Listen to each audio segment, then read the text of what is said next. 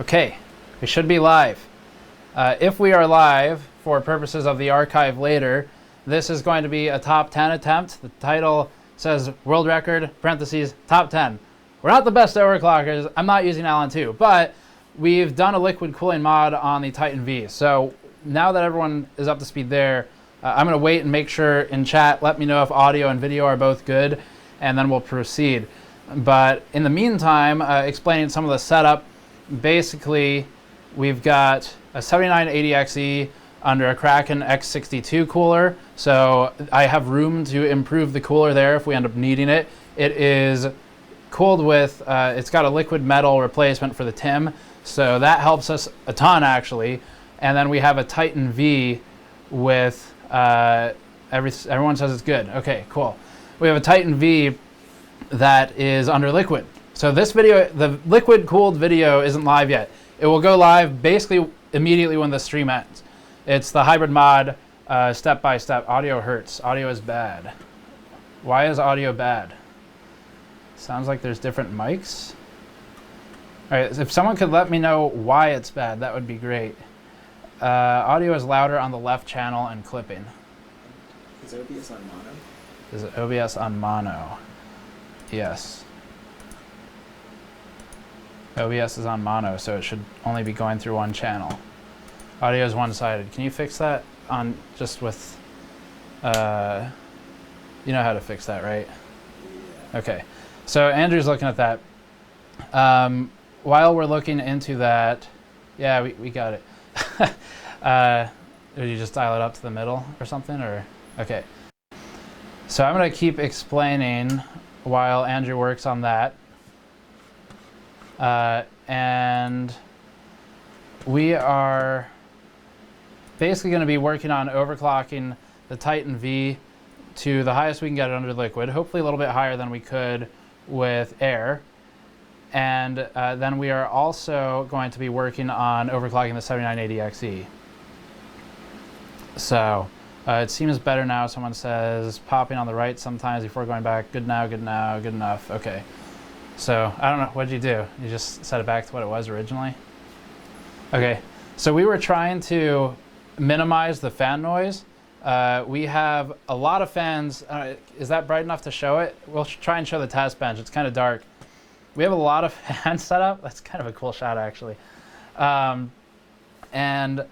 Basically what I'm doing here is we've got a Be Quiet Silent Loop 280 on the hybrid card, which is a Titan V. And then we have the, I modded the test bench, so it's got a 120 maglev fan from Corsair blasting the VRM on the Titan V with air. And then we have the two fans on the Kraken X62 on max. So we're trying to fix that so that you're not just hearing white noise from fans the whole time. But if you hear the fan noise, I'm sorry, there's nothing I can do. You know, we need to cool these things because they're gonna get hot. Really hot in the 7980XE's case. So yeah, I think that is, I think that's enough to get us all set. Looks like most people are saying the audio is okay now. Someone says it's slightly out of sync, but I don't know. There's not a lot we can do about that if that's true, because the audio is going straight into the camera and the camera feed's going straight into the computer. So they should be synchronized. If not, it's somewhere between our internet connection and YouTube. Okay. So let me know if anything goes horribly wrong and I will fix it. Answering some immediate questions. We have not done a shunt mod yet. I don't know if we will today.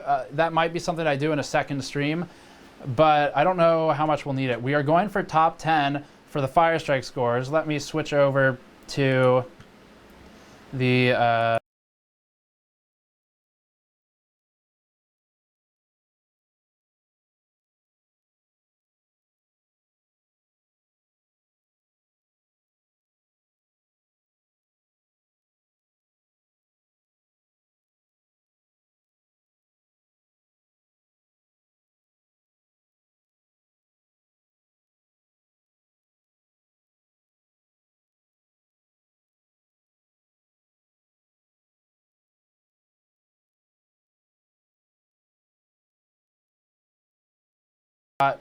for our scoring system with 3D Mark. Audio cut, no audio, audio dead. What happened? I can hear it. You can hear it? Why is the audio gone? I'm not muted.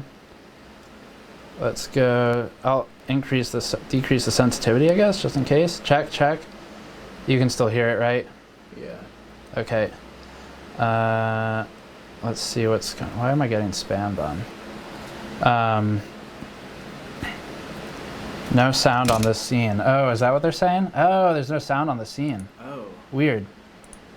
Wait, is it really back? Is that all it was? Okay. Was it the sensitivity or? No, it was the, well, I guess it could have been the sensitivity or the scene. I don't know. Okay. All right. Thanks, guys, for helping me out with this. So if it died right when I changed scenes, then that makes it easier. Should I change the sensitivity again? Let's set it to -21. Turn it down, they're saying. I think we're on -30. Okay. All right. Okay. So I'll figure it out.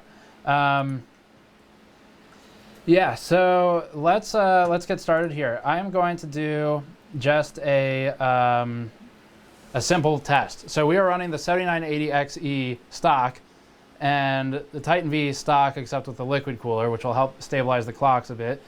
And the only change that is in there is XMP. So we've got XMP and that's it. So this will establish our baseline. It's not going to be a high scoring result, but it will let us know where we start, and then we can work up from there. And I think I have an idea for how to fix that audio issue when I change scenes later.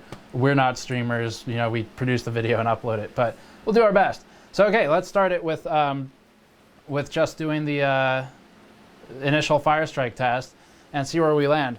So getting a quick look at, I'm going to try changing stuff here.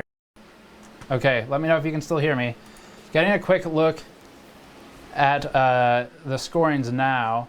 We have at the top Kingpin with a single card, and it's a 1080 Ti even, not even a Titan V. And then we have a couple of other folks up here with recognizable names. You got Extreme Addict, Der Bauer. So these points, they're 37,000. This is the total score, not the graphics score. And we're going for roughly 31,000 for our starting point. Okay, so as long as the camera feed's going, we're good. So we're going for roughly 31,000. Let's see where we start with just a non-overclocked baseline and have a look at that. So benchmarks, all we're going to do is run Firestrike. We might do Timespy later too. We don't need the demo, and let's let that go. That'll take a minute to run, and hopefully no artifacts or anything because it's just stock right now. So hopefully we're good with that. Okay. All right, so everyone seems to say audio is at least working now. All right, so yeah, this will, I think we're set to, what does this go up to, like 3.4 gigahertz or 3.6 when it's stock and boosted, I think. And we have the GPU just under complete auto settings. If anyone recalls our power meter, we have that set up over here in the corner. So the power meter is going to give us a live feed of how much power the system is consuming. And this will, yeah, there you go. So we're currently at 430 watts. I have a power budget of about 1,200 on this setup, and that should be plenty for what we're doing today, because we're not doing dual GPU, although I could. We have that other Titan V from Bitsby tripping, actually. So yeah, we're at 430-ish watts right now. The other stats on the screen don't really tell us much other than voltage coming from the wall, which this is the US, so that's all expected. And we can actually look at how many watt hours we're using too, which is just kind of a fun stat. Are you going liquid or LN2 or just overclocking on a stock cooler? We are using a Be Quiet Silent Loop 280 for the Titan V. We modded that the other day. That video will go live when this video, the stream, ends. And then we also have the 7980XE under a Kraken X62, which is just out of frame. It's coming into frame, it looks like. So Kraken X62, basically two 280mm coolers mounted to the bench. We could do a bit better, but that's going to get us started. The other 120 fan there is yes, we are using the EVGA X299 Dark motherboard. So that board actually has been really helpful because it has those built-in fans on the VRM to cool it and a real heatsink. And that means that we don't have to really worry about the VRM overheating, which was a major concern when overclocking the 7980XE. So that's pretty much taken care of itself. On top of the card, the Titan V, I've got a Be Quiet fan that I pulled off the silent loop, and all that's doing is blasting air onto the right side of the VRM. Half of the VRM's on the right of the GPU. Then the left side of the VRM is being cooled by the Corsair fan. And we have two 140 maglev Corsair fans on the Be Quiet loop. They're doing a lot better than the stock fans for that because we don't care about noise, we care about performance here. And it's low FPS because we are establishing a baseline right now, so there's no overclock at all. We have not overclocked the GPU, we have not overclocked the CPU. So we'll get there, but we're just trying to see what kind of points we get baseline. I think I could take the camera off rails and walk over there. If you feel like it. That's pretty heavy though. No, I don't know, up to you. If you can do it without the HDMI coming unplugged. Okay, Andrew is attempting something very dangerous. Watch your audio. He's unclipping the camera from the rails. I'm gonna try and walk over to do a live feed. You're still stuck. Yeah, there you go. So hopefully we don't lose the camera. Okay, so it's gonna take a second to stabilize because he's got to move a forest of tripods out of the way. And he's got a large light mounted to the top of the camera. Shot's not bad. Okay, so Be Quiet fan over there, blowing onto the right half of the VRM. Corsair fan there on the left half. NZXT cooler on the 7980XE. We are currently using G.Skill Trident Z memory, and that is set to XMP right now. I have a Corsair 4600 megahertz kit of memory that we will put in there later, and that's going to help us out a lot. But for now, we are using the G.Skill Trident Z Black kit. So, all right, let's see what we got. So this is our baseline. If everyone can kind of remember this, our baseline is 26,000 points, and remounting the camera to the tripod, 26,000 points. Our graphics score 32,000. So the first thing we're going to do is establish a basic overclock. I'm going to get a no signal error here because we're restarting into BIOS. So bear with me while we get that no signal error. And we are booting into BIOS to set a baseline overclock that I know should be stable. And then we'll go up from there into uncharted territory for us.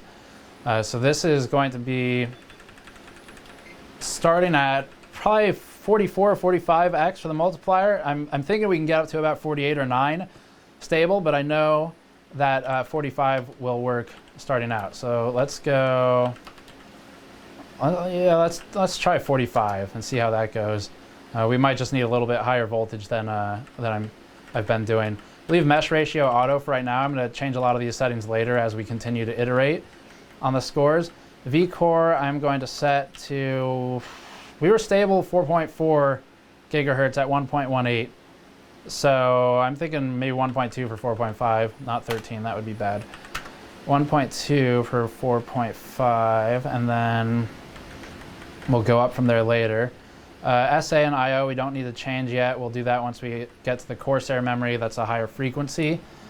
And yes, it is a delidded CPU. That's a good point. It's delidded, which is helping a ton, by the way. Dropping like 20 degrees. So we have Conductonaut on the CPU, and then we have Cryonaut, I think, on the GPU. I didn't want to use liquid metal on the GPU just yet. Okay, so let's turn off any of the power saving or the C states. Just get a baseline with this stuff. And memory's got XMP on. We'll tune that later. So all we're really doing is voltage and multiplier for starting, and then we'll get into the rest in a bit. Oh, hey, Derbauer just joined. Hello, Derbauer. Welcome. Enjoy critiquing. So to get everyone up to speed, we're just setting a really basic setup that I know is stable. I'm going to go tune mesh ratio and a couple of other things in a bit. I think we can do top 10 today. Let's start there. Yes, the GPU is underwater. Let's start there and see how that goes. What's Ter Bauer's rank right now? Does he have 4? I think he's 4th or something. Why is this freaking out? Where's the reset button? There we go. All right, reset that. I might have you hit the reset button sometimes. Yeah, so there is let me find that CMOS clear. Excuse me. All right, so got all the power. Let's do a safe boot.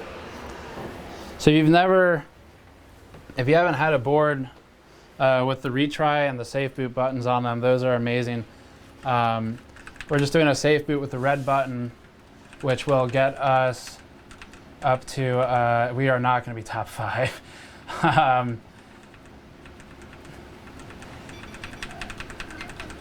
So we are going to see if I just need to increase that voltage for now.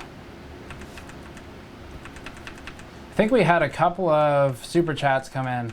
Do you get a better cut from super chat than Patreon? Yeah, that's a good question. So Patreon charges, what do they give us? They give us like, I think they take 5%, and that's all public. I'm pretty sure they take 5%. So what, did I knock it out or something? Oh, you pulled the light out? Oh, gotcha.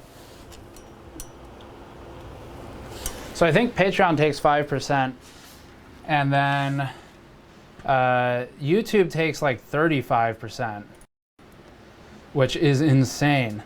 So yeah, YouTube takes definitely more money from Super Chat. They take 45% of ad revenue just from the AdSense stuff that plays, which I guess that's fair. We upload a lot of content. It's large. It costs money to store all of that. So it's kind of hard to argue with it. But Patreon's pretty good to us. They do. Let's just go to 1.24. I know we have no signal right now. I'll get it in a second. Yeah, if you could, let's just do it that way for a second. So yeah, so Patreon stopped their changes. I don't know if all of you saw that, which is great news. But they will probably roll something out in the future. I hope they charge us instead of you all. That would be my ideal situation, because then yeah, I'd much rather pay for that difference, the transaction fees, than have our supporters pay for it. Okay, let's see how this goes. Yeah, Patreon 5%. They were going to start charging people 2.9%, I believe, for the credit card transaction fee. And then they were going to charge, what was it, 35 cents on each transaction. So they've rolled that back. Yeah, I believe YouTube is 35% from Super Chat. Another one. So Sir Romeo J says, love your content, just bought a Silverstone PMO1 case on your recommendation. That is a great case. We use that for our rendering machine. Yeah, I like the PMO1. We actually never reviewed it, unfortunately, because we ended up putting it to use straight away on the, there we go. Now we got feed again. Put it to use straight away on the render machine. So yeah, that's a good case. Okay, so all I've done for now is establish 44, and we're at 1.24 because I know it'll be stable. We'll go up from there. I slowed down the memory a bit. Let's just get this thing working. Oh, I think I have to set the boot drive too. And then we're going to, oh yeah, keyboard LEDs, they're going crazy because the refresh, or the shutter on the camera versus the LED refresh. Okay. So we just need to set the boot drive. And that's gonna be this drive. Okay, so now we can boot again. What do you think of the Cougar Panzer case? I actually requested that case, and we ended up getting in the Cougar Conquer first.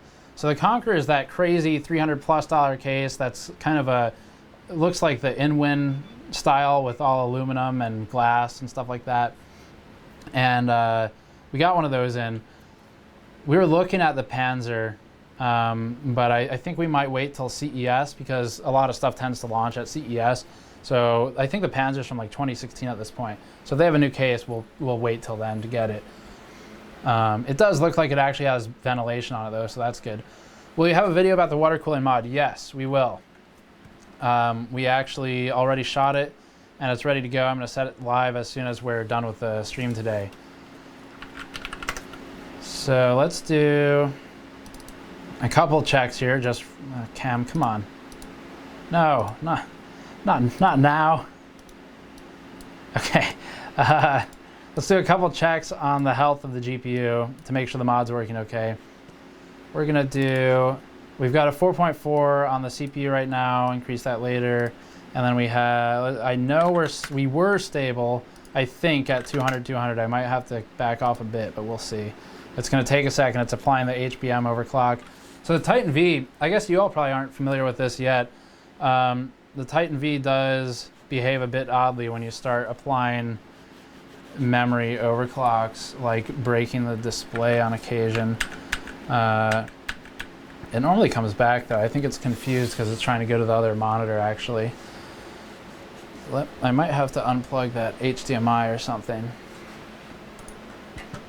Let's let's hit a reset on that, and I might have to unplug the feed from the computer so it doesn't try and output to the wrong display.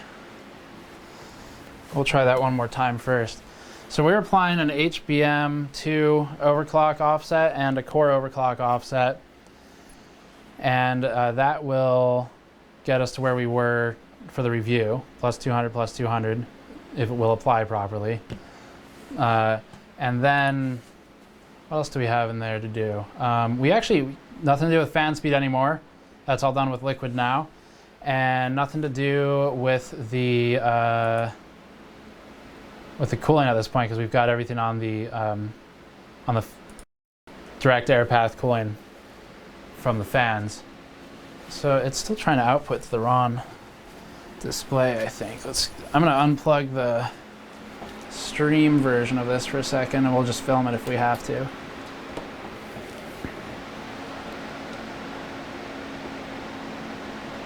Okay, 1, 2, 3, there we go. And on, all right. So I didn't unplug the HDMI, it was trying to spit everything out. No, we haven't done the shunt mod yet. I don't know if we will. Like if we do, it'll be a separate video, I think, is the plan.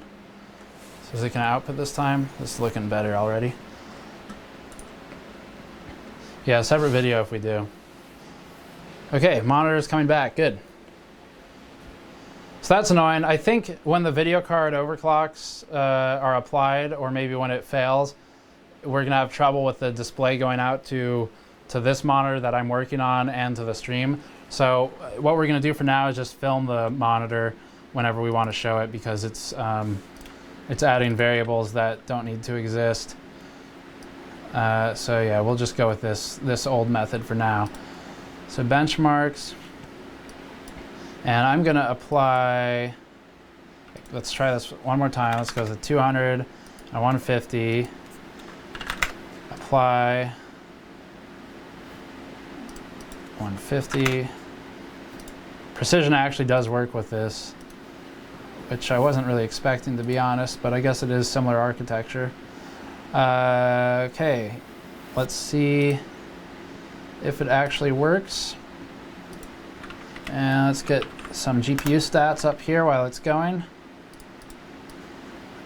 The HBM should be cooled pretty well. It's under a flat plate, that be quiet silent loop. And I'm hoping that's enough to keep the HBM cool. We also have, I guess I need to move some of this stuff over for the camera.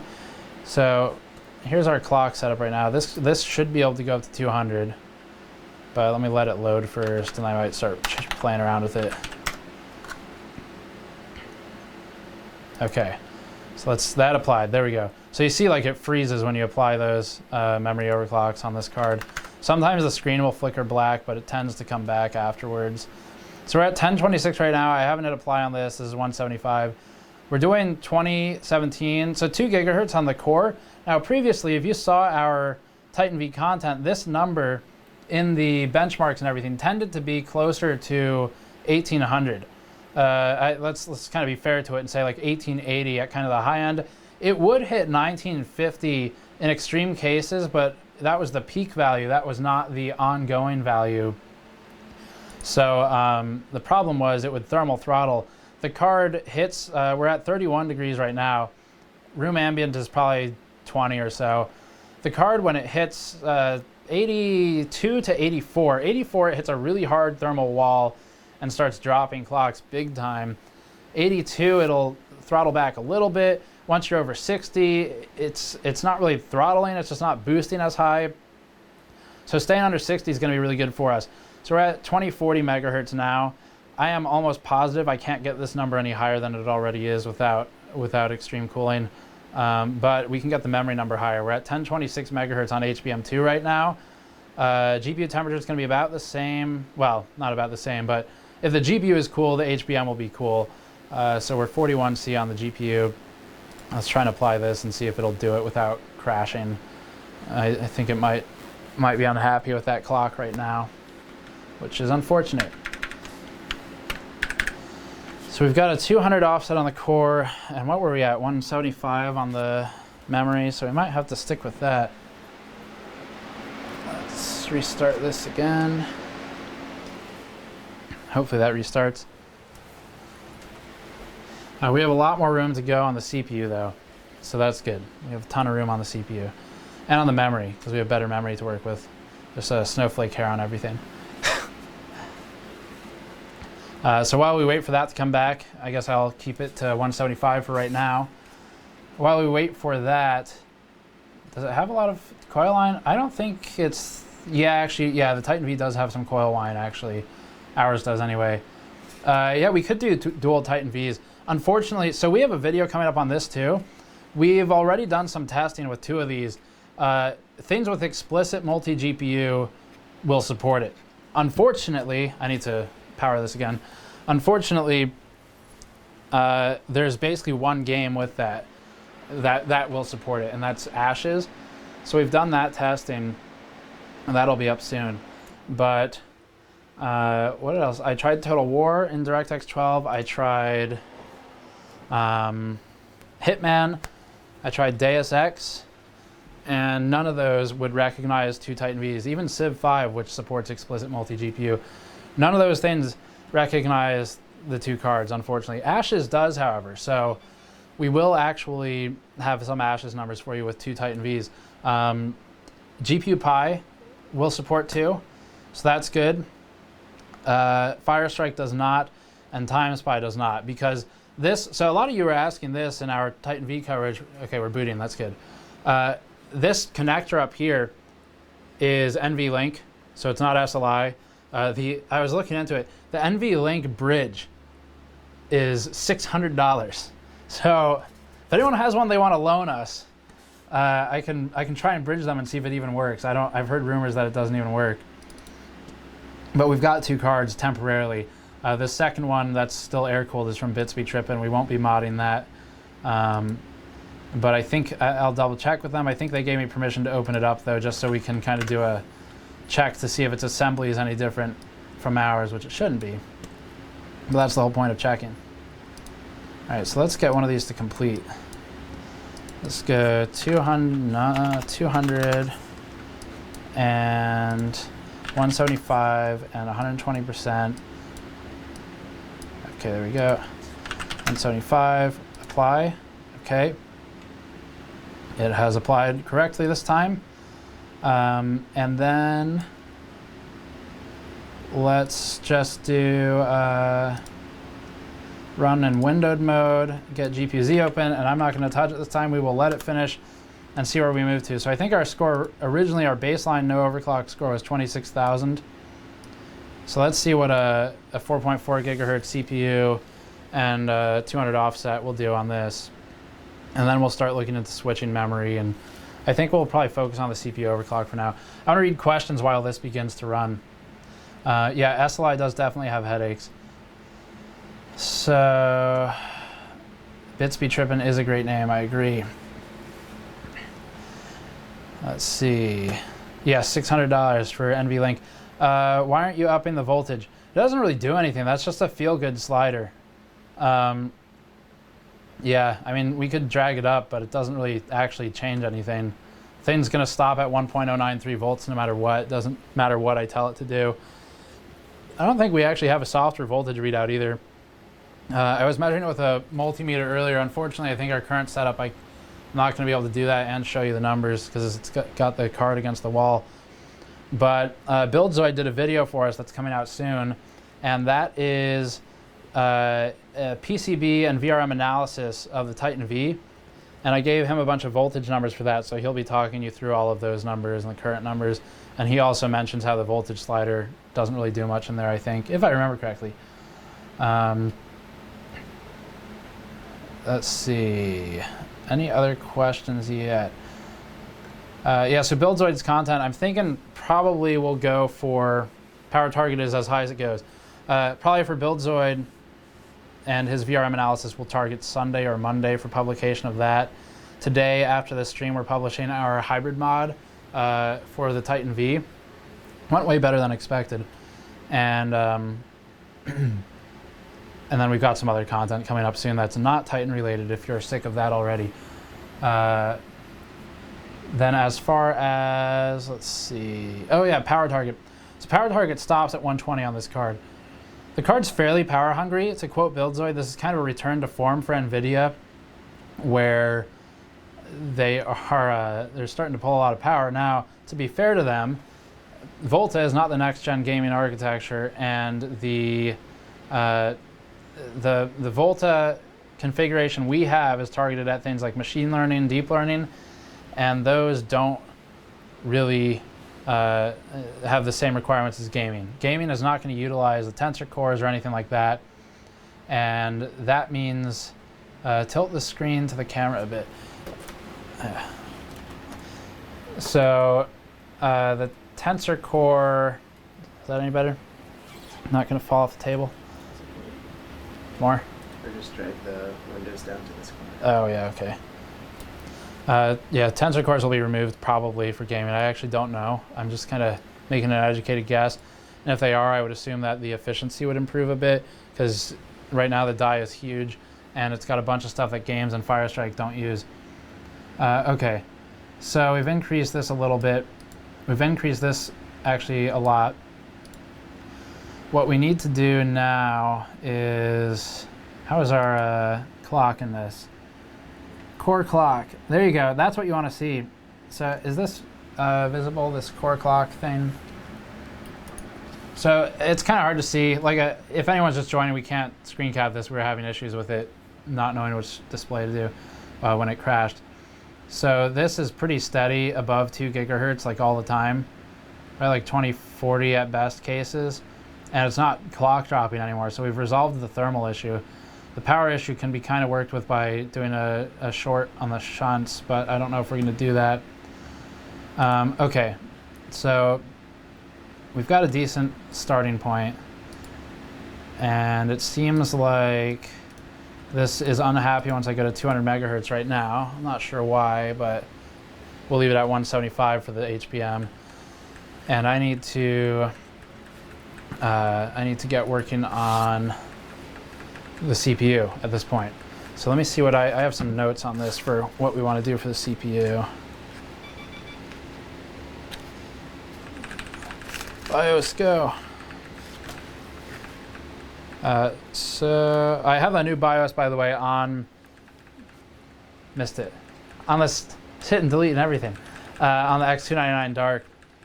So they sent me a new BIOS that solves some of the memory overclocking potential limits.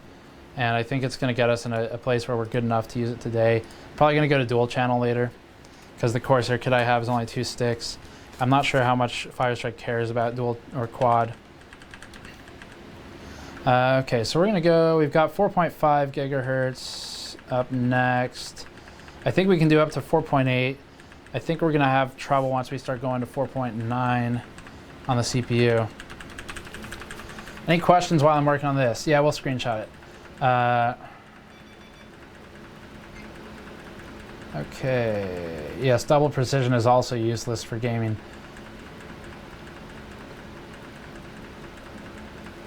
Okay, I was looking at chat, so I was still hitting delete. Let's do 46 and see if it stays stable. I'm gonna stay at 1.24, I think. 1.245, and let's go to, what else can we do here? Do one of those. B core is already set. I'll start setting these once we do more with memory. Uncore offset. Start there. Okay, I think that's a good start. Memory is just still XMP. Is that everything I want? I think so. I think that's all I want right now. Okay, does it run Crysis? It does. Would you believe that? $3,000 video card runs a game from 2009 or whatever it was.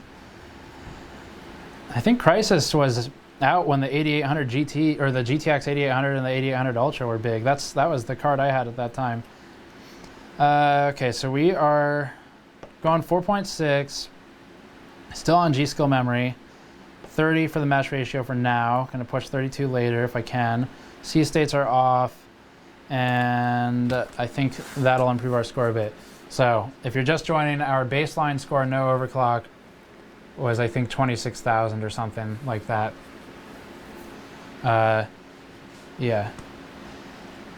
So bringing everyone up to speed. CPU is delidded. We have Conductonaut on there. I mention it because I believe the Conductonaut application on this right now is what's making it possible to run the voltages we're running on just a 280 millimeter cooler, because we were getting pretty high originally with the stock TIM, and it was not going to work on this cooler. So we are delidded. We have liquid metal on there. We have Cryonaut, which I think is a 12.5 watt per meter Kelvin compound, and Cryonaut should also be more than enough. We could do liquid metal on it, but it just doesn't need it. Okay, see what it does.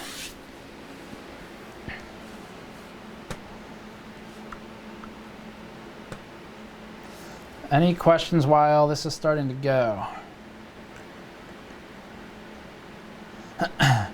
Kind of reading chat right now. 65C is too hot. We're gonna go over that in a bit. I don't have LN2.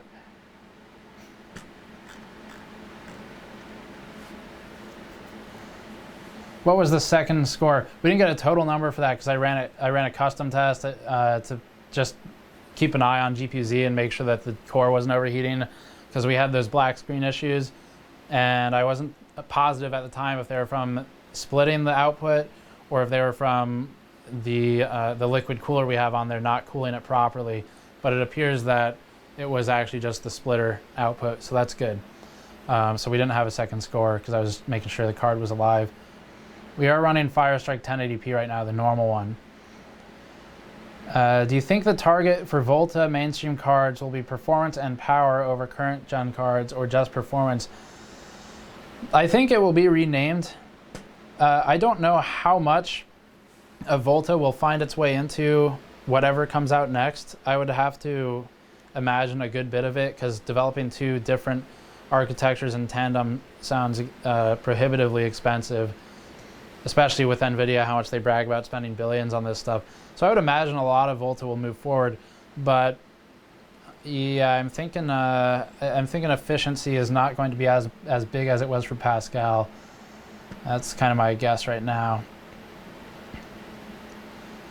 What processor are you using? We're using the i9-7980XE.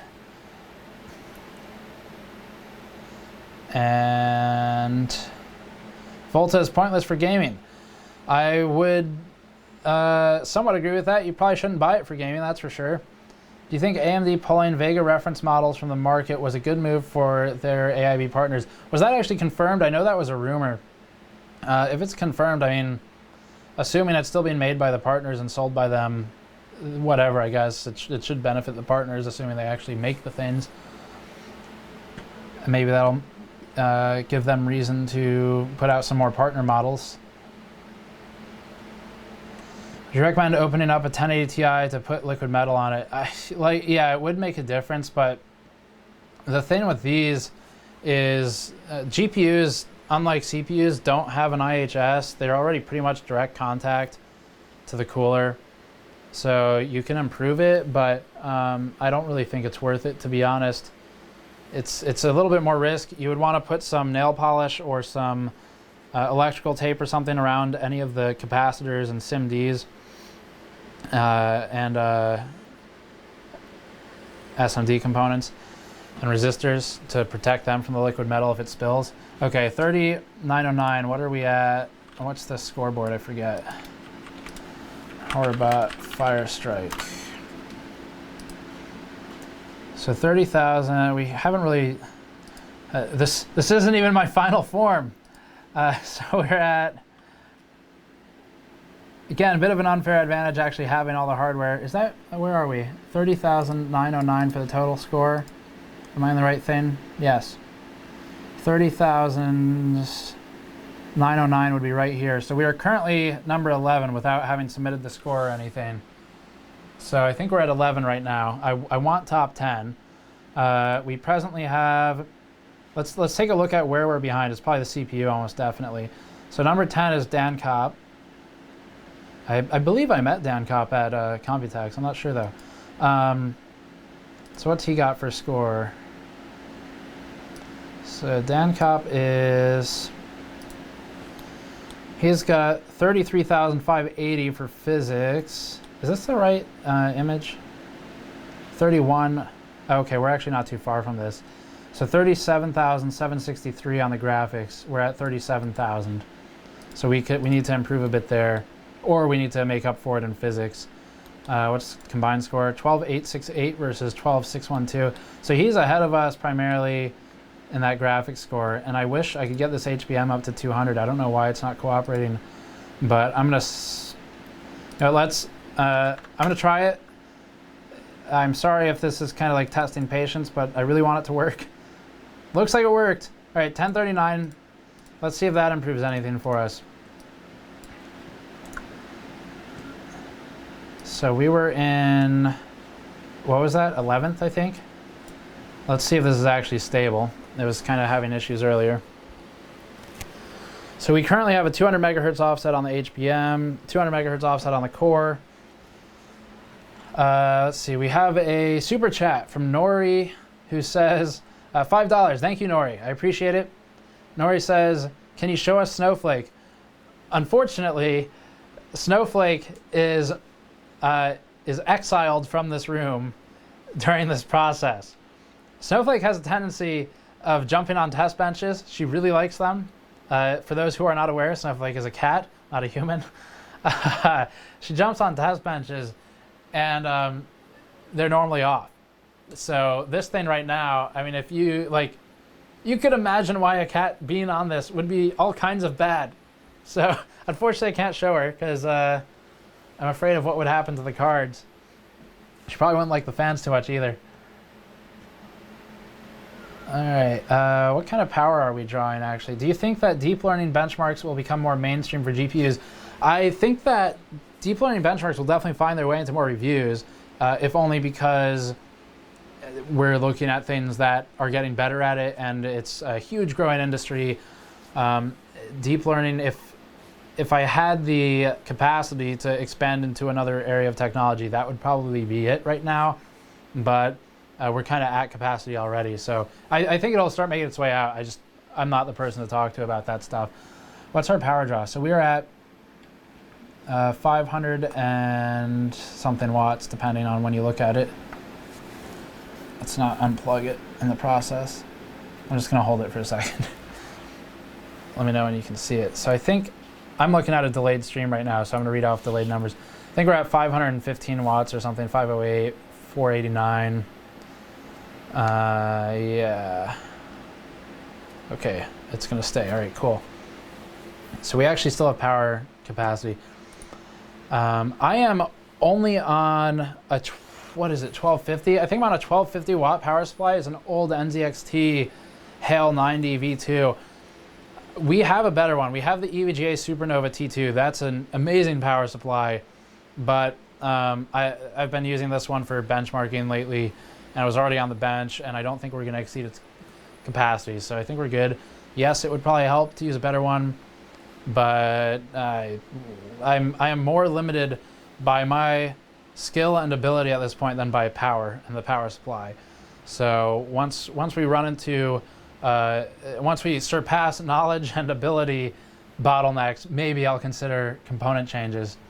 What CPU is he using? 7980XE, currently at 4.4 gigahertz, I think, or 4.6. We went up to 4.6. We have a bit more room to go. What is the frequency? 4.6. Voltage, I just set to a blanket 1.245 for voltage right now.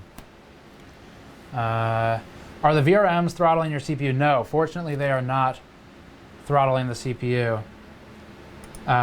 And someone just said audio is out, but I haven't seen anyone else say that. Let me know if that's actually true. So are we a bit behind where we were a second ago? I think we might be. We were at 30,900, so we're a little bit behind. Let's start messing around with the CPU some more. I might need to switch memory soon. Are you using two separate power cables? Yeah. I mean, it's a high wattage card.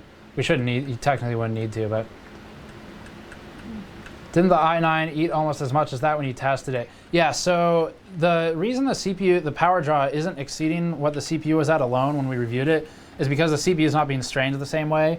Right now, a lot of the, I think when we were looking at it, probably it was during a graphics test, which means we're mostly on the GPU for power consumption. So yeah, it depends a lot on what you're doing. Things like AVX workloads will pull a lot more.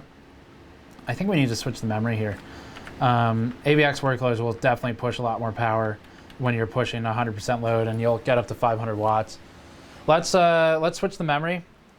I am going to switch over to a Corsair kit. I'm pretty sure we can talk about this kit. Yeah, this kit's public at this point. We have some separate content we've been working on for a while, and I need a grounding strap. Okay, that should be good.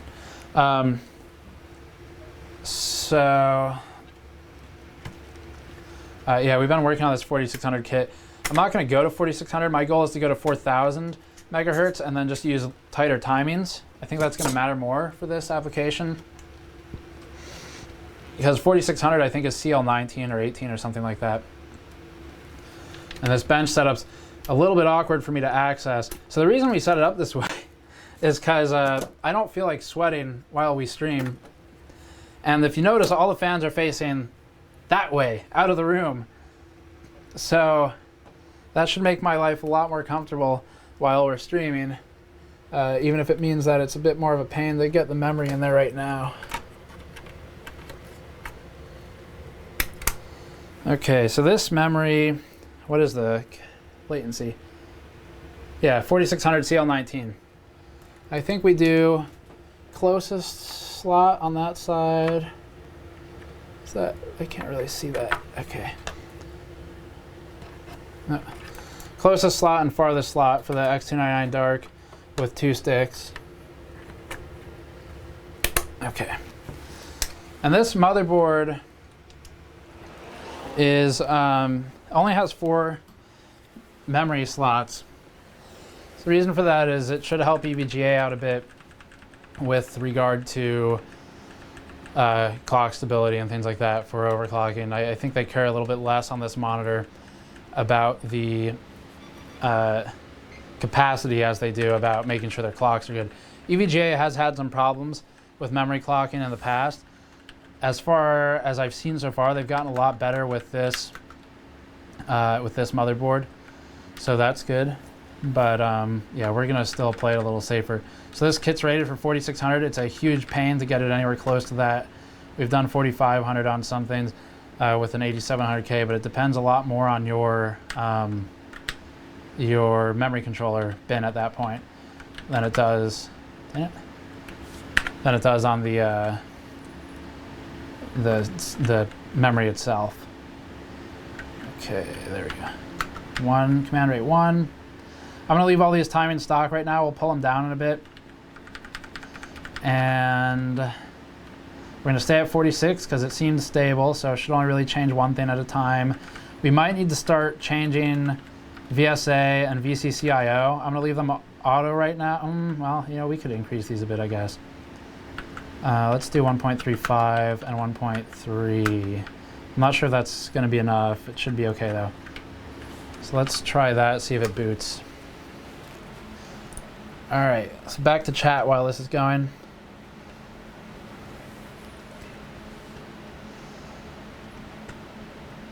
Is what a paid ad? I don't know. Audio, so we have people saying like audio is fine, and we have people saying audio is out. So it's hard to know who to believe. But you're all awful people if you're trying to cause us problems. Okay. So we got a couple super chats. Seco says, "Thank you for your content. Gamers Nexus rules. The depth you guys go to is non-comparable with other channels. Thank you for the support and for the kind words. I'm trying to get better. There's a lot we can learn. You have people like, we're switching out batteries on the light right now. You have people like Buildzoid and Der Bauer and all of those folks who are amazing at what they do. So I'm trying to learn as much as I can from them to try and bring some of that knowledge sort of like semi-mainstream, I guess. Okay, now chat is currently like flooded off the screen with audio is fine. So I think we're good. Sick mug, thank you. The new Gamers Nexus mug. I didn't actually drink. There's not much in there. It's like a talk show now. Gamers Nexus mug on the store. And we've got the mod mat underneath it. So yeah, pretty happy with the mod mat. It's on store.gamersnexus.net/modmat and is up for pre-order. It'll ship in late January or something, somewhere around then. We just started production. Okay, so what did we do exactly? We switched the memory. Need to make sure that's all detected before we do anything else. Okay, so 7980XE is obviously detecting. We're at 4.6. The voltage get reset maybe? The voltage might have gotten reset when I rebooted. DRAM, so we're at 4000 megahertz. We are detecting dual channel, and we're some pretty loose timings right now, but that's okay. Let's just see how it does, and then I'll tighten those up next. We need to get that overclock back on here. Any minute now. Man, look at that disparity between 1 and... Is that in order, 1 and 2? That's crazy. 200. Come on, Titan. I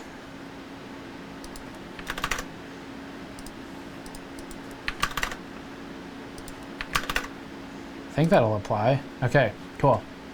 So let's just run this and see what it does with this looser timings right now. If are you using Optane? No, we are not using Optane. I think audio. I keep saying the word audio, so it's getting into my speech.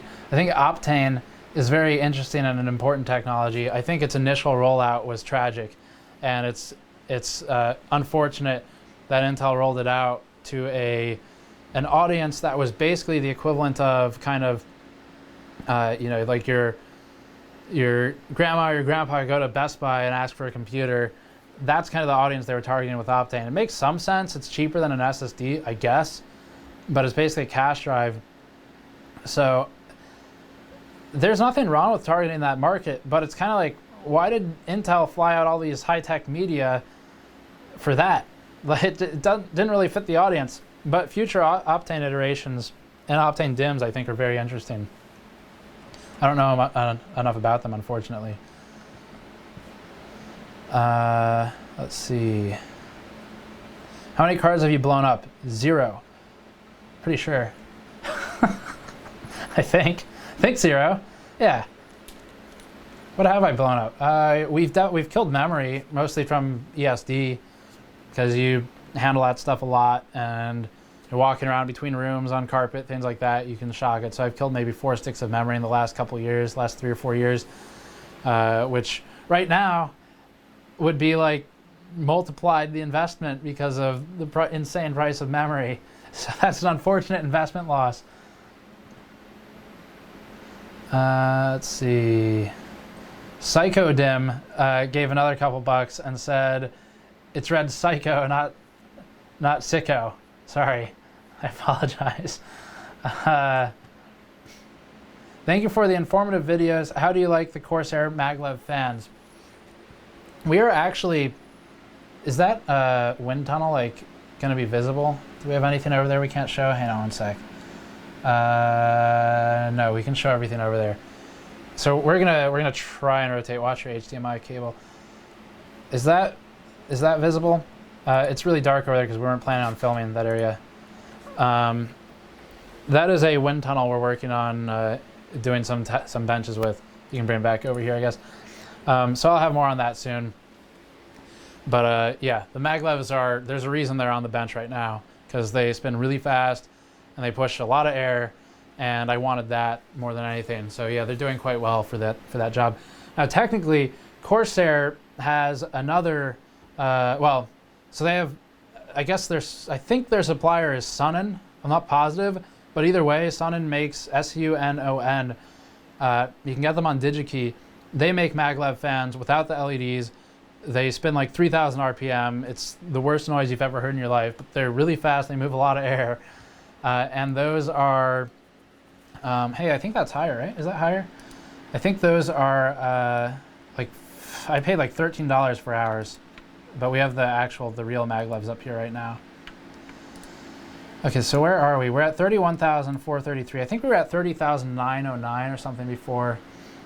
And so let me drag this over here. So where are we right now?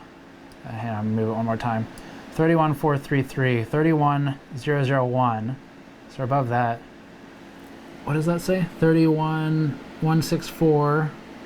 Wait, are we above that already? That's not right, is it? No, 32. Okay, got it, 32. So 31,164. Oh, are we in 9th? I think we might be in 9th right now. That doesn't seem right. Well, okay. If we are, then cool. So we're still competing against Titan X's right now. The Titan V's start appearing up here in 7th place from JPM Boy. And if we are in, so 31,433, I think we just passed 31,164, so 31,290, oh, 8th. So what's this then? 32,641. What's the difference in score here? 32,641 is getting 36,000. Yeah, number 8. Cool. Yeah, well, that's kind of sweet. So 32,641 is getting 36,000 on the graphics. Where are we there? So we're at 36,959 for graphics. This user, whom I believe is using a... Oh, is this the one? Is it a Titan V we're competing against now? We are competing against a Titan V now. So this user is at 36,424. We're at 959. So we're a bit ahead in graphics. Physics, 35,493 versus 34,453. So we need to catch up a bit in physics. Where's the combined score difference? Oh, 17,186. Whoa, we're quite behind there. Versus 13,954. So I think we need to do some CPU tuning to get this up. We have 1,000 points to make up. I don't know that we will. What is JPM Boy at for clocks? 4.9 gigahertz with chilled liquid. So we might not be able to realistically get that. What about this? 2000 megahertz, so 4 gigahertz on the memory with CL16. I think we can kind of do that. Let's work on that. Yeah, I'll validate in a bit. I don't need to do it right now.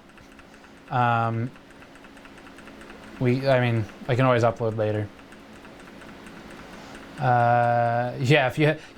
So someone says, wow, if I had an i9, I would be up there. That's the thing, right? Like, I was talking to Buildzoid about this, where Buildzoid, if you don't know, he's a very competitive overclocker. And he's also, he's not really, I think he's sponsored by Alza right now. But the point is, Buildzoid has to buy most of the stuff that he overclocks. And if he doesn't have to buy it, then it's often on loan from his sponsor. So what I was talking to him about was, we're at a point now where Titan V is not a gaming card, but it can be used for this and obviously score pretty well. It gets someone like me who's not a pro overclock or anything up to the top 10. So what does that tell you, right? There's only so much skill involved there.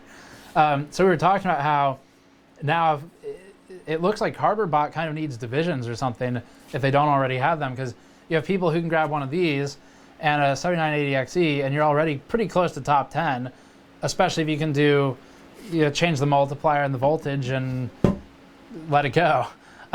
So yeah, it's kind of weird right now for HWBot. I don't know HWBot very well. I am not really I don't associate as an overclocker in that scene, but I would think they should have some kind of division if they don't already. So maybe it'd be cool to do like a sub $2,000 machines or whatever. I don't know how you really deal with that, but you get the idea. Okay, so we're stable-ish. I technically have a profile I think we could load, but okay, numpad would be great. Let's try this. Let's try something like that. I don't know if those are exactly what I want, but okay, so we've got memory tunings a bit down from CL19.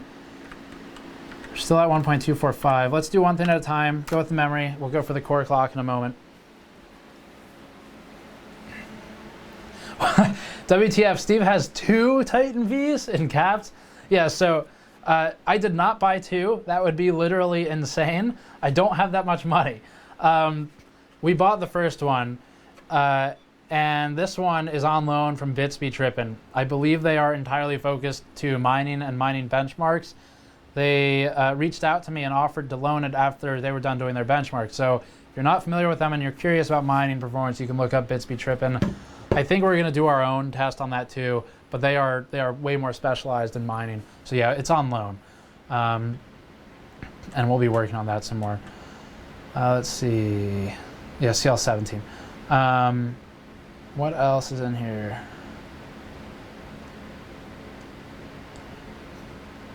Would messing around with the NVIDIA drivers push it a bit more?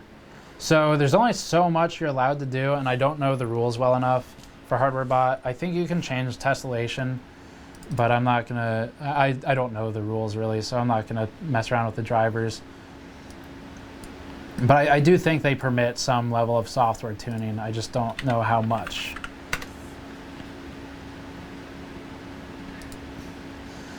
Okay, so we're testing for more stable more stable latency on the memory. 4.6 gigahertz still, 1617, 1638 for now. Kind of see how that does and then go from there. Any day now. I need to just save this profile, I guess. Okay, let's save this here. We should be able to do 225, I think. So 200 is what we were at before the hybrid mod. I think we might be able to push 225 now, but it'll probably introduce some artifacts. So let's save that for kind of a last resort if we end up needing it. Steve, use Noctua 3000 PWM industrial fans to improve temps further. I think we actually just got some of those in the mail. We have a bunch of Noctua stuff coming in right now for our wind tunnel we were showing. PC419 Tech Tip says 20 Australian dollars. Thank you very much for that. I appreciate it. Loving the live feed all the way from Melbourne, Australia. What time is it there? Is it Is it like around 8 a.m. or something in parts of Australia? That's way too early. Way too early for overclocking. But thank you for joining. I appreciate it. Okay, so we're running over here. What's our frequency look like? So this probably isn't visible on the camera, and the screen's shaking because I'm moving the table.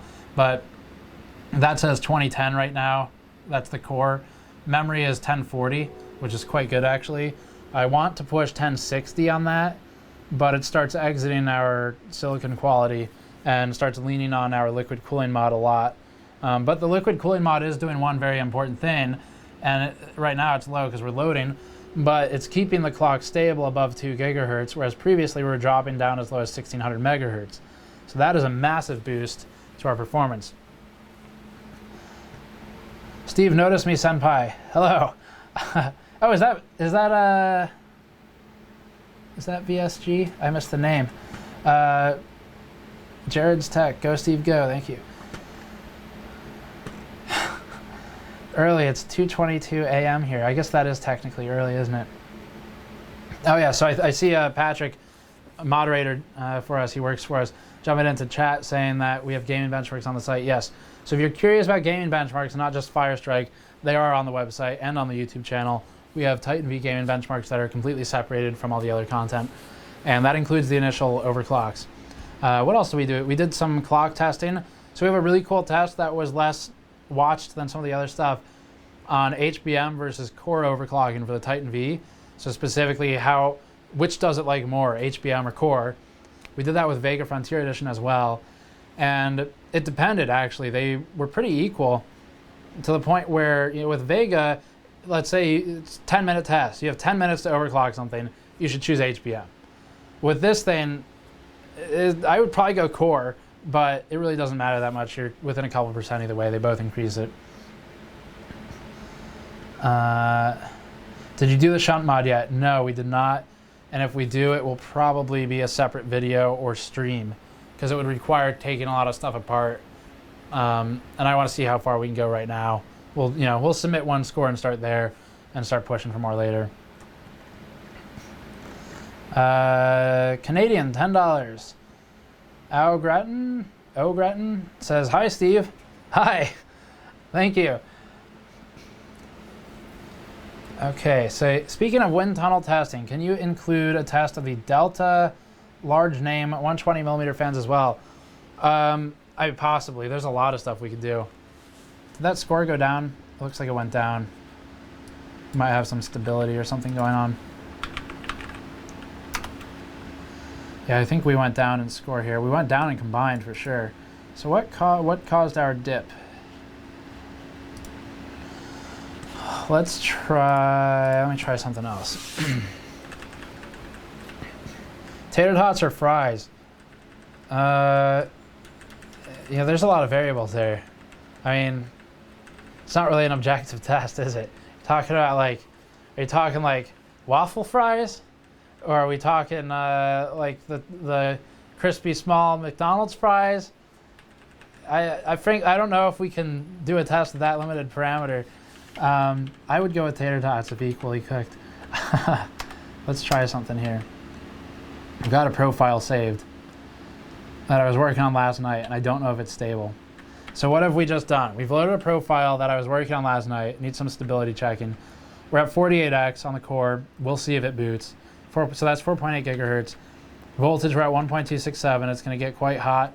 I think our liquid metal will sustain us, but not only for the duration of the testing, because it's short. 1.375 on VSA, 1.32 on VCCIO. We've done a 500 uncore offset for voltage, and I think we're at 30. Yeah, we're still at 30 for the mesh ratio. Could probably try to push 32. Memory, we're at 4 gigahertz, 16, 17, 16, 36 now, and I think we still have 1 command rate. Yes, so let's give that a shot and see how it does. That's something I was working on last night, and I didn't stability test. Tater tots are fries, someone says. You know, I'm tired of people like you marginalizing the differences between them. Frankly, I'm surprised that in this day and age, you can even get away with doing that. See, we have what, 3 more? ePost Vox, $2. Keep it up, fellow 7980XE user here. Interesting stuff. Thank you, and I hope you're enjoying your 7980XE. I'm always curious if people use this for production or just because they're enthusiasts. 2 British pounds from Prob, who says, or Pob, sorry, who says, here, buy some aluminum foil tap. Thank you. Tape, I think. I think that's tape.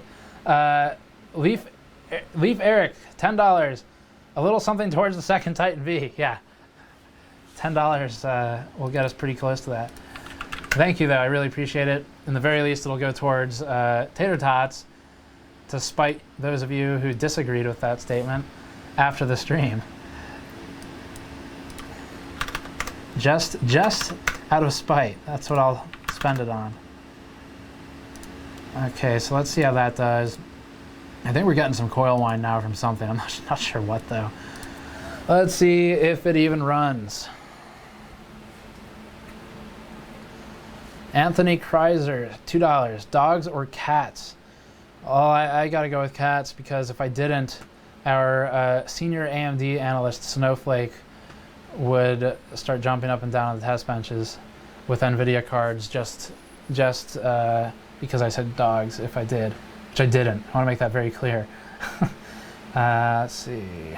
Curly Fry Master Race, okay. I feel like this is going to like EVGA stream levels. Anyone familiar with the EVGA stream? I was on their stream at PAX, and the only comment for the entire stream was people talking about hot dogs and asking us to do a hot dog teardown because we were doing a hybrid teardown. That was far less interesting to them than I think one of the EVGA employees who was there went and bought a hot dog when those messages kept coming in the convention center, where they're like $20, and brought it back, and it was the most disgusting looking food I've ever seen. We did not do a teardown of it, specifically because of the presentation. But they were committed. They were committed to that meme. $20 for that one. Convention food is awful. Mod mat is expensive AF. Yeah, so the GN mod mat, which I have here, this is an anti-static mat. It's a real anti-static mat. It's made by a factory that makes stuff for clean rooms, and it's a 2mm thick rubber and rubberized surface. It has a custom paint job on it, and in the corner over here, it's kind of barely visible. This thing. So this is a common ground point, it's called, and I'm not sure which one we're looped on, so I'm not going to unplug it right now. But the other end of this cable terminates in a metal loop, which goes around your grounding pin, and that plugs into the wall. So that grounds you and the mat to make sure everything's safe. Then out of the other end, you have a banana plug coming out of there with a wrist strap. So anti-static wrist strap. These are both included, the common ground point and the wrist strap. And so yeah, the mat is a good rubberized material. It will protect the surface of the table you're working on, and also ground you and everything else to make sure the components are safe from stupid mistakes like ESD. So yeah, it's pretty high quality. It's also 4 foot by 2 foot, 4 by 2. It's pretty big, and you know, it's got a custom paint job. So we're pretty happy with it. To give you an idea, the blue mat. Anyone who's seen us, you've probably seen the blue mat on our table. That's an anti-static mat as well. That one cost, oh yeah, it's on the table over here actually, one of them. So that cost me the same. Cost me $100 to buy one of those retail. And ours, of course, I think ours is better. But yeah, so that's the mat. Good quality anti-static mats are generally expensive anyway. The GN mat is definitely worthwhile. Plus, you're supporting GN. Thank you for that. Yeah, they are. So like, it's shocking how much the Specialized, like Desco is a good example. I think that's what they're called. Yeah. Desco is one of the companies that they actually buy some of the same stuff we've seen online and rebrand it, but they also make their own anti-static mats. They don't call them mod mats, but it's the same idea, just without the print on it. And they're expensive. Now they're good quality. And good quality stuff like that, yeah, it runs a bit higher. So we're going down in score right now. And why is that? Is that because of the memory change? So I think we had a higher score when I was at like 30,000, or at like CL19 or something. Pretty sure this is higher. I should start screenshotting these, I guess. Physics is, I'm not sure if physics is lower. Why not use both Titan Vs? Unfortunately, they will not work for this test, but it would be a bit unfair. Okay, so let's see. I'm trying to I was looking at chat to see if anyone had any ideas why we're going down in score. I'm thinking we're losing on combined score, which is interesting. So let's make sure all the settings are applied.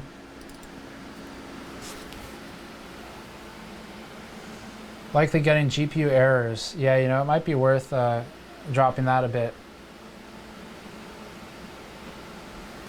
Okay, so where's CPU Z? We can drop that HBM clock. That's the main change I made, I think. So we're at 4.8 successfully. That voltage looks a little funny. Memory is correct. Okay, let's try this. Let's drop this to like 150 and just see what it does. Just to troubleshoot. Background processes, you know, that's a good point too. We might have some kind of dirty wall power. That's another good point. Is Windows like Defender running? Get this crap out of here. Where are these settings? Go. No. No. Okay. Just make sure that's not running and needing CPU cycles. We don't need that. Okay. See how that goes. So we're still at a 150 offset on the HBM. We have room to go up if it's stable. Yeah, we might have pushed the overclock a bit past what is technically stable. Yeah, we should launch hardware info as well. I don't think the VRM's throttling. That's a good point, though. The GPU VRM should not be throttling for sure. Let me go. I don't have a thermocouple handy, I don't think. So, sorry, the mic might be getting a lot of wind right now. I'm just kind of shooting at one of the caps down there. No, those are good. Those are pretty happy actually. They're really not bad. But I don't think we're VRM throttling. Let's check. Yeah, we're definitely not VRM throttling. That's not even hot to the touch, that heatsink.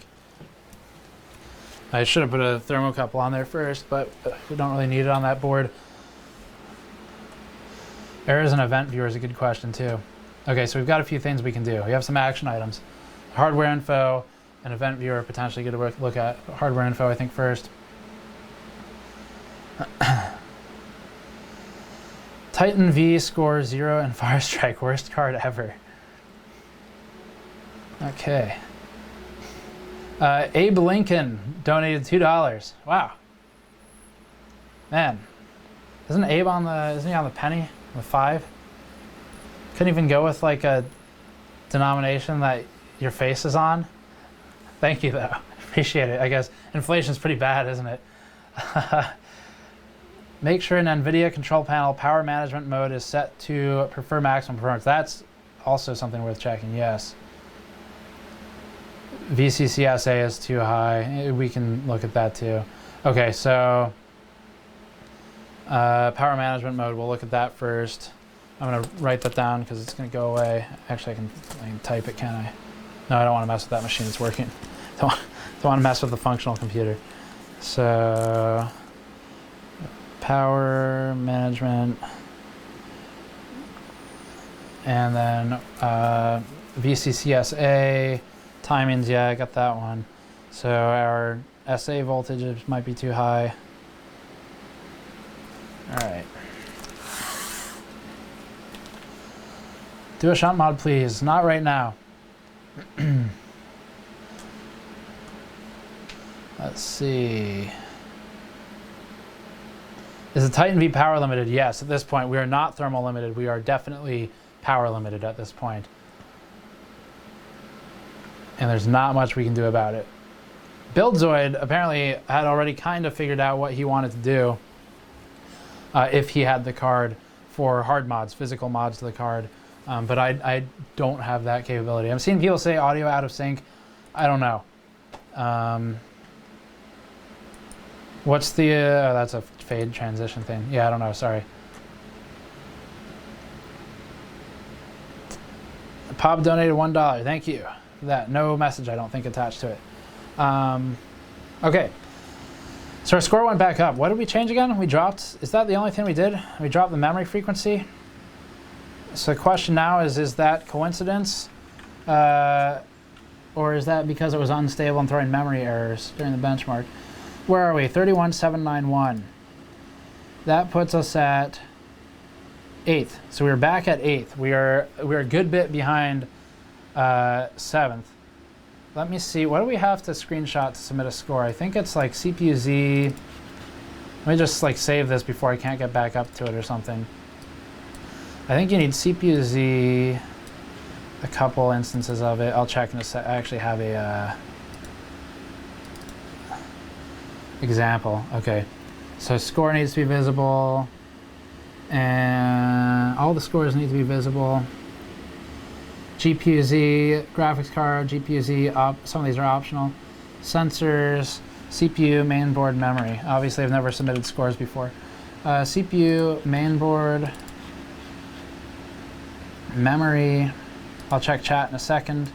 And GPU-Z we need a couple of.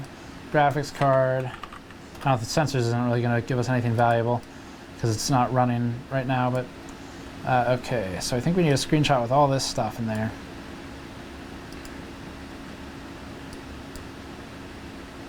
Can't resize that one. Okay, so now we play a game of move stuff around. Mainboard, memory,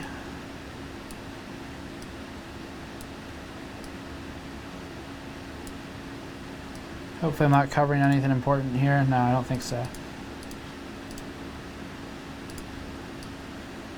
Okay, so let's just screenshot that.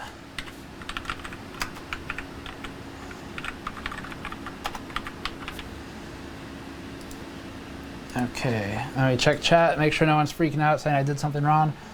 Okay, so memory probably throttling. Yeah, I think we were hitting a limit on that memory, that GPU memory clock. Let's see. Oh yeah, we were gonna check that maximum performance thing. I don't know if it actually will matter. Where is that even hidden in here? I have not used that setting in ages.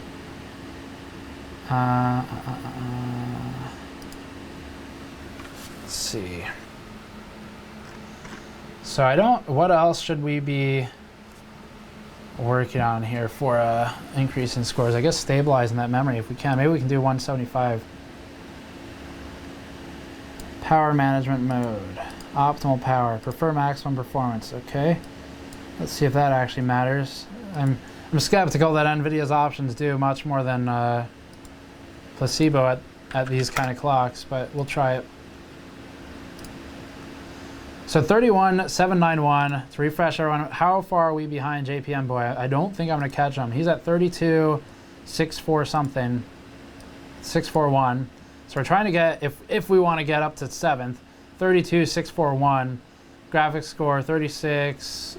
So we are marginal. We're basically tied in graphics. We are pretty damn close in physics. We're basically ahead in physics, and he's still ahead in combined. So for anyone who knows Firestrike this well, what creates the combined score? That's what I want to know. We only use the graphics test for our reviews, so I want to know what's compositing this. I'm guessing it has something to do with memory because that's my weakest setting right now. He's got a higher CPU clock. That's probably helping, but only 100 megahertz. Memory timings aren't that different. So, all right, let's let this run while I kind of think about options and read chat. I should probably close all this stuff. All right. So all we've done is 25 extra megahertz on the GPU. Texture filtering to high performance may boost it a little more. I don't know what settings were. I don't know if that tweak is even allowed, the one I just did, by the way, and the drivers. We didn't have that on previously. So I don't know their rules that well. I'll have to look it up. Where are the shunts located? I don't have one torn down, but I can kind of show you on this card. So there are 3 shunts primarily. There's one down here that's basically for the PCIe slot. And then there are 2 more that are roughly over here. One is kind of right in this area. And we think that goes to the 6-pin. There's another one over here on the other side of a choke. And that goes, we think, to the 8-pin. So it'd be these 2 that you want to mess with. I think there's actually another one down here, and we're not sure what it does right now. So there's a lot of shunts there. But the top 2 that are like vaguely here are the ones you'd want to short.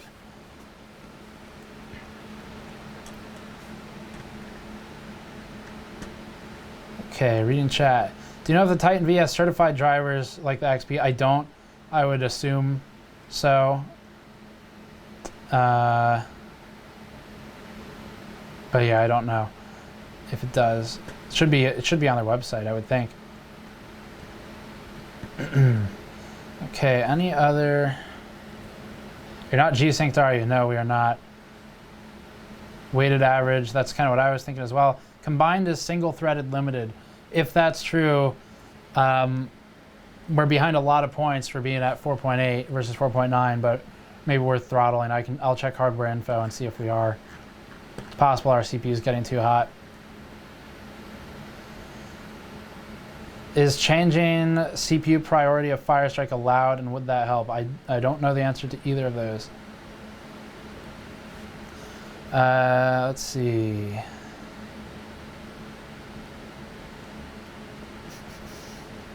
What is, oh, hang on. Weeb, $20, 10 Ds for you. Thank you.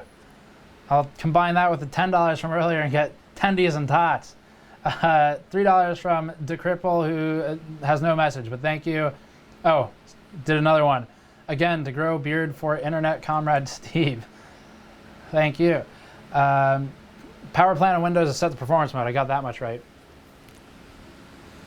Steve, it's a driver bug. What is a driver bug? VCCSA will help with the CPU temp. Yes. Okay, so we're almost through this one. See if we'll do one thing at a time. See if the HBM change mattered. If performance is still being affected, you could try. We already did independent power cables. Thailand window manager, yeah. Disable Explorer exe, run everything via command. Is that allowed? Do they do that for these?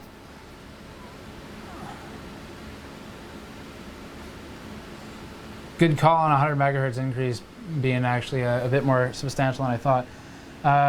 Okay, so I'm not sure if we're even going up or down at this point. I think we just went, let's see. We were at 31791, 31158, so we've obviously gone down. So, you know what, let's try 125. Okay. Didn't like that. I think that's an infinite score in Firestrike. Seeing as you can't divide by gray screen, so there's your driver bug. It just went down and it crashed. Okay.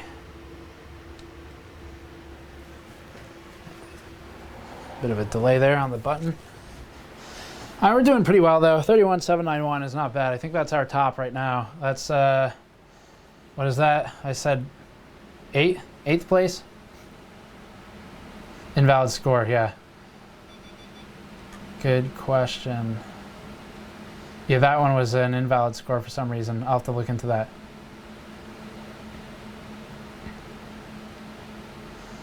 I was out for a while. Where is he now? We did 31791, which was a valid score, and then we just had another. Was it? I think it was a valid score. I'll open up the screenshot.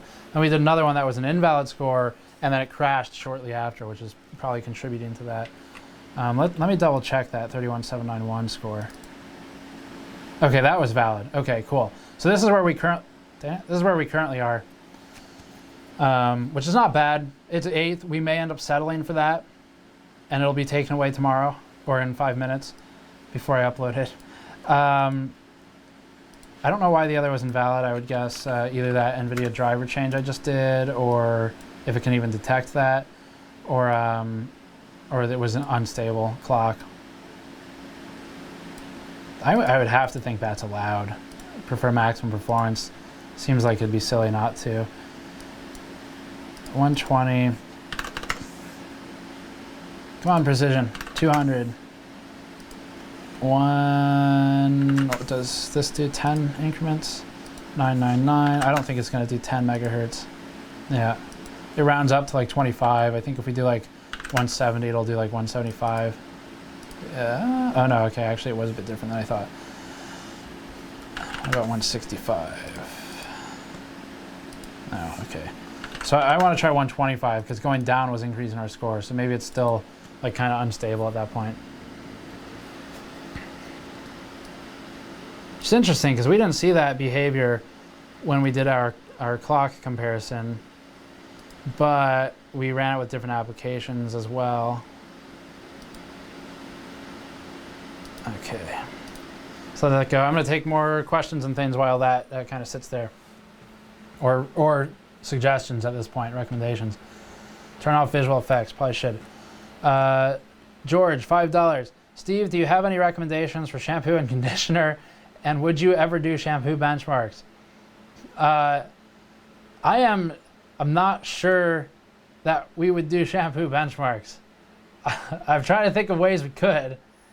And I don't know if we could thermal test them, or I guess you could put them in do like a wig in a humidity chamber and see how it impacts the hair or something. I'm working on it. It's our next channel. Did Der Bauer comment something? Someone's mentioning him. Der Bauer. All driver adjustments are allowed. Invalid score can happen if it's unstable and you get wrong timing readout. Okay, that's actually very helpful. Thank you, Der Bauer. If you don't know who he is, do a YouTube search for Der Bauer, DER 8AUER, and subscribe to him. We worked with him previously at Computex.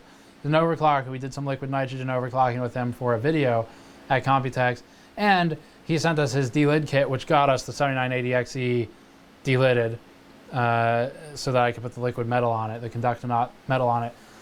So yeah, check him out if you don't know who he is. Thank you for that, though. So yeah, all driver adjustments are allowed. Just to read that again, invalid score happens if it's unstable or you got the wrong timings. What's the max voltage for Volta? Is it 1093 like Pascal? Yes. Yes, it is. Shorting the shunts might help out a bit, but yeah, same. It's Boost 3.0 is basically, it behaves the same on Volta as Pascal, pretty much in every single way. So 1093 millivolts for that. And we have BuildZoid's PCB and VRM analysis coming up tomorrow or the next day, which will contain more voltage information. I took a bunch of readings from the back of the card with the backplate off while it was running under different conditions, gave the numbers to him, and he did the calculations. You can try an NVIDIA panel, manage 3D, texture filtering to high performance. In some benchmarks, it helps. Okay, what was that one? Texture performance. Setting the first 1 or 2 cores to 4.9 will increase your combined score. Just got here. What settings are we at? Hello, BuildZoid. So BuildZoid have actually hardcore overclocking just arrived. I'll get on Discord if you want to provide any remote advice. So we are currently at 200 megahertz offset on the core on the GPU, and I think we're testing right now 125 on the HBM. I stepped it down. 175 and 200 offsets were lowering our scores, and 150 was pretty good. We were scoring 31,791 points for that, which puts us in 8th. And did it go up again? No, but it's not really down that much. So 150 seems to be where we want to be for the HBM. So let's set that. So that covers our GPU information. And I'll throw this on the screen, partly for BuildZoid, partly for anyone who's catching up now. I can't stand Windows 10. Okay, that's a bit much. So here's our scoring previously. And we are behind in combined score. We're a bit ahead, if I remember correctly, in physics, and we are roughly tied in graphics. And then here's our CPU information for Mr. BuildZoid. And I'll check. I'll check. And this is like, is getting outside help disallowed? Let me check and see if we've got, okay. So hopefully the Discord noises don't go through to chat. If it does, let me know. Okay. So yeah, the one idea there of setting the cores 1 and 2 or 0 and 1 higher was a good one. Is the GPU voltage limited? Yes. 1093 millivolts is it. That's what we got to play with. And there's not much I can do about it.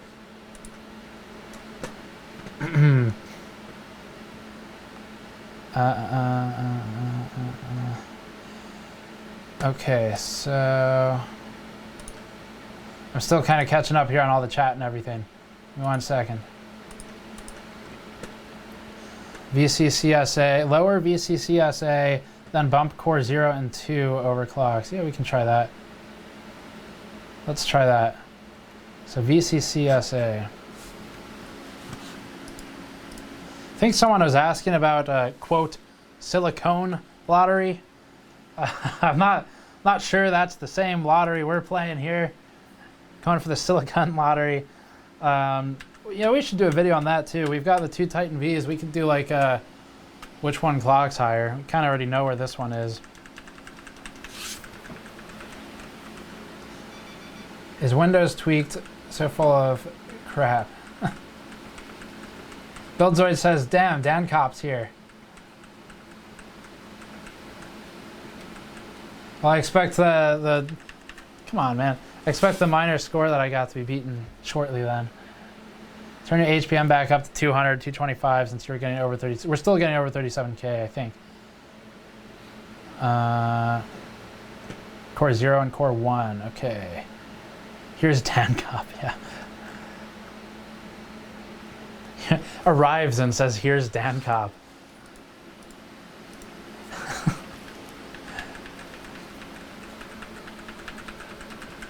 Okay, so what are we starting with here?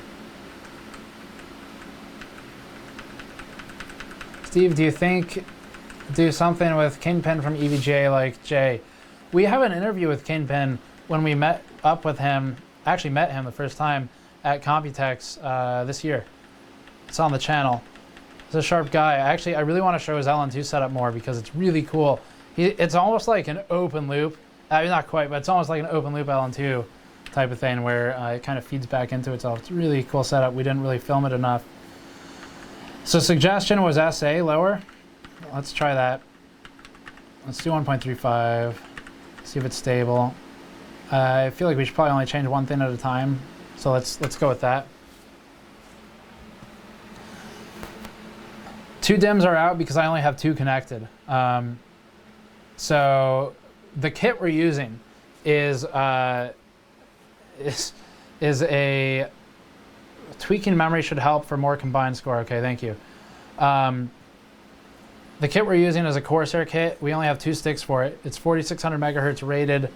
It's pretty hard to actually get that out of it, but it's 4600 megahertz CL19. I've stepped it down to 4000, and I think we're like 1617, 1638 or 36 or something like that. So yeah, I don't have 4 DIMMs in there. That's why. I also don't know how much dual versus quad channel matters for Firestrike. I was thinking of testing it. We do have 2 other sticks that are 4266 CL19, but I don't think I'm going to get them to match these. And I'd rather run lower scores than deal with the headache of this thing crashing while I try and stabilize memory, because that's just not very exciting. Let's see.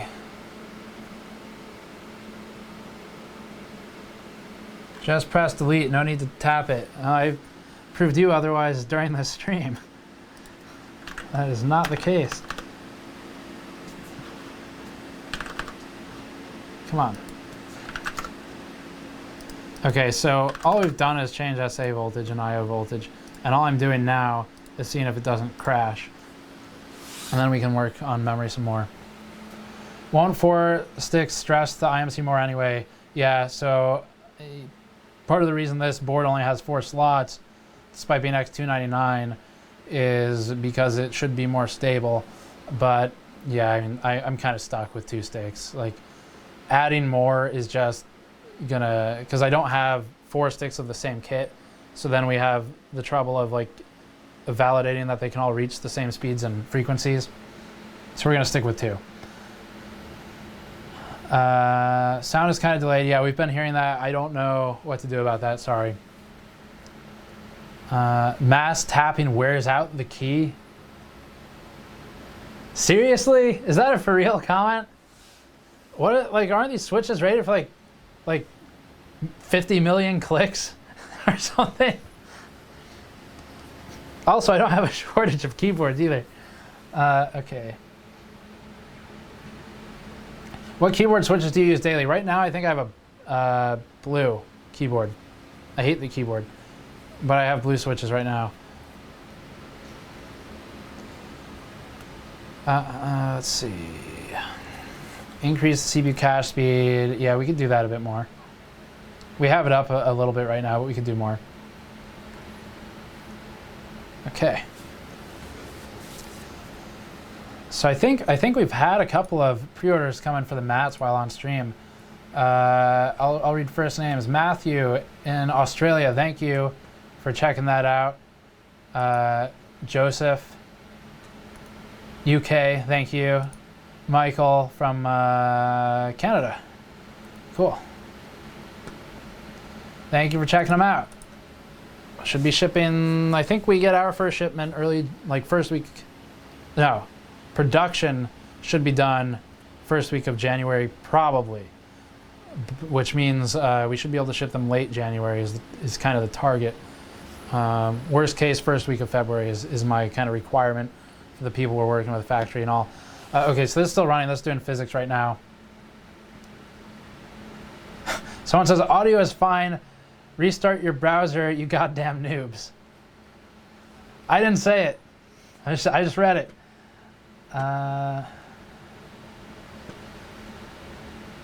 Actually, hardcore overclocking. Clicky switches are best switches. Yeah, so I actually do like the blue switches. I just hate the keyboard I have because it double taps a lot. I get a lot of keystrokes that I didn't press. And part of it's age, part of it's probably needing to clean it out. I'll replace it at some point, I think. I liked this is going to be controversial. I liked the Roamer Gs when they came out, and the reason I like them is because they're pretty quiet, and for purposes of doing things like Skype calls and stuff, having quieter keys is somewhat beneficial. Hey, that's higher than previously, and it's valid. 31816, we're still a bit away. So all we did was lower the voltage. I don't know if that's high enough to be outside of margin of error or not. You need any breaks or anything? Okay, Andrew on the camera, the real MVP.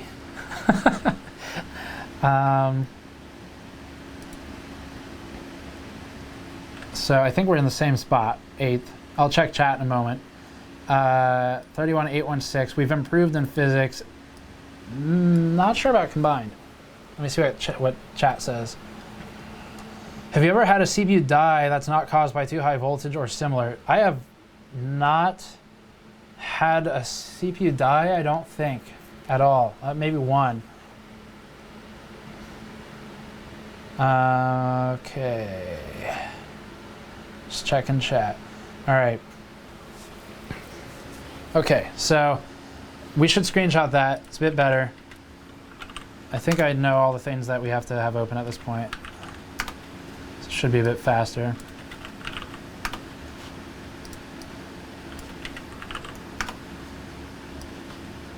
This is like back in my RTS days, microing all the windows. Memory, mainboard, CPU, GPU, sensors. I think that's everything. Yeah, I want precision up too. Okay.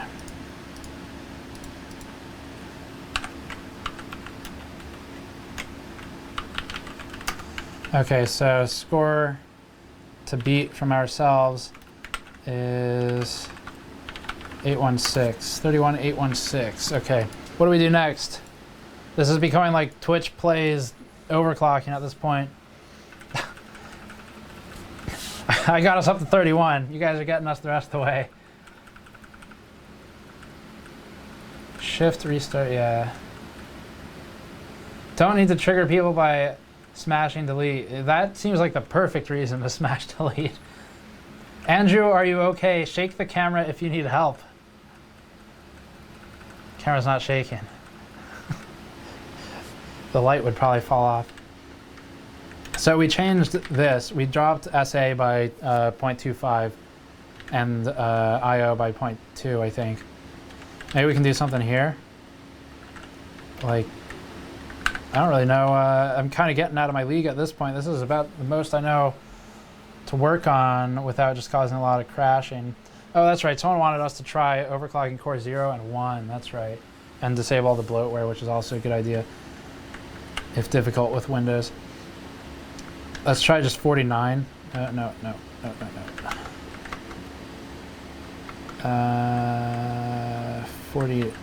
450. 49. Why is it called core 1? Core 0 seems more logical. Okay. Should we increase the ratio? 32 or something? Or should we just see if this is stable first? Hey, here's one. Here's a good one. Why did you beat up Patrick Stone? Stone is a contributor. He's worked with us a lot over the years, and he goes to CES with us. 1.25 on SA. Okay, we can try that. Really? That seems like a big drop, but okay. I'm just gonna go with that, guys. I'll read your other suggestions on the next one. Stone's worked with us a long time. He is a computer engineering teacher. Oh. It's back from the video when he had the black eye. Oh yeah, that's right. He had a black eye in some of our videos. It wasn't from me. Buildzoid said something. TREFI to 32K. Okay. TREFI to 32K.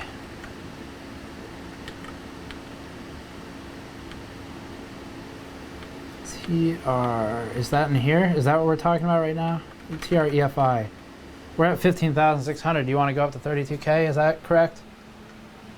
Not VCCIO. Okay, got it. How much of a corporate scheme is RGB? So Buildzoid gave me a suggestion. I'm just trying to clarify if I understood it correctly. Can we get on a call? I don't think I have the capability to do that, unfortunately, right now.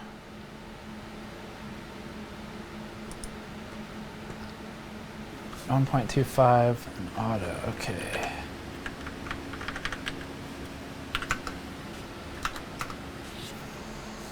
Okay, TRFC and TREFI. 4K mem clock doesn't need 1.3, okay. Fix that then. TRFC and TREFI are easy, free timings to improve on. TRFC with that kit, 350-ish. TREFI, 32K, 32767. Okay, let's try that. Actually, I'm going to copy that comment too. Okay, that's not what I tried to copy. 32767. 32767. What was the other one? TRFC, yeah, that's right. 350. Okay, well, let's see. Oh, no, wait. Yeah, okay, let's try that.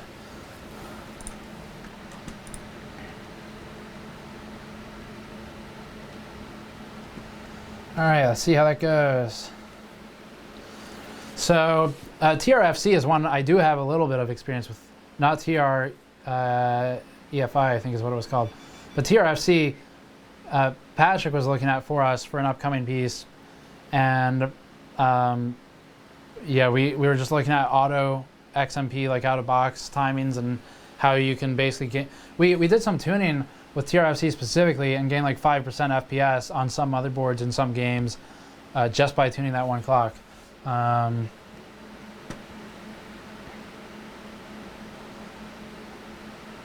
Do you like RTS games? Yeah, RTS games were my core genre when I played a lot of games. Okay, get rid of that. So let's see how this one does.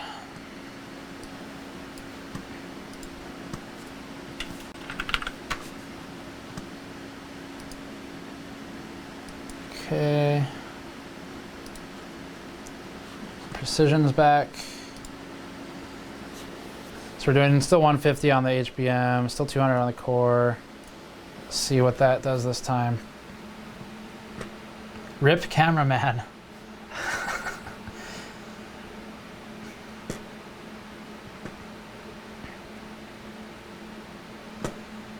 You may need 32 gigabyte. Oh, that's right. We also changed core 1 and 2, didn't we?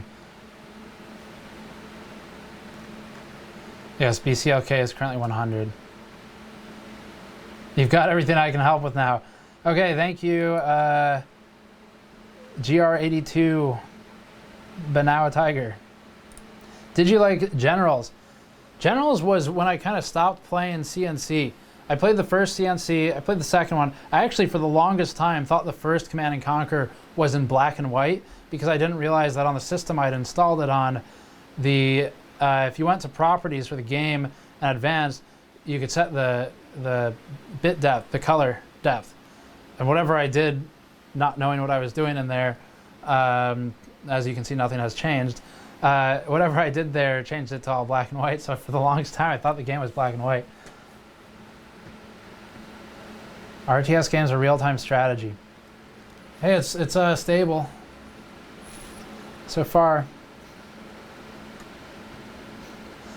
I got a $2 donation, Australian, I think, from Vitor Zen, who says, "Can you do a test on the worst optimized games? 7 DTD, 7 days to die. Is that it? PUBG would be on that list, wouldn't it? That might be worth looking at. €2. Need to ask, Afterburner versus Precision 2017. Thanks. They kind of do the same thing. I like Precision right now. I've used Afterburner a lot. Afterburner, I think, has better presentation of sensors and data, and Precision is just kind of quick and easy for me to work with right now, and I know it works with this card. Afterburner works with Titan V2 though. OMG, it's Der 8 Hour. Someone says, yes, Der Hour's in chat. Did he say something? Generals is life, best CNC ever. Still playing it, really. Man, EA killed that series. It's really unfortunate. Bought it and they killed it like everything else they buy. Dan Cop, are you mailing us some LN2 for Christmas? CNC Renegade is the only one I haven't played. I really liked Red Alert 1 was great. Tiberian Sun was really cool as well. And Firestorm, I think, was on there. Aftermath was a good expansion. I liked the Nurple maps a lot. If anyone remembers those, they're the user custom maps. We're not getting any artifacting, by the way, presently. And those maps had cool things for like the civilians, basically useless characters, you know, units in the game. Civilians would shoot nukes out of their crappy pistols. Medics would open their medic kit and like dogs would jump out and kill people. That was cool. That's higher, right? So we're at 32,000. Thank you. YouTube plays Overclock and YouTube plays Firestrike for supporting. So let's recap. I got here mostly on my own. You guys are getting us past here so far. So for anyone who wasn't in here, I think my score without help was about 31,791. And with help, we're going up now to 32,000. I think we've increased in a couple places. So score to beat, 32,641. We have 600 points to go. Let's just go ahead and save this one as well. And I'll check chat in a moment. Actually, I'll check chat right now, just see if anyone has said anything about that score.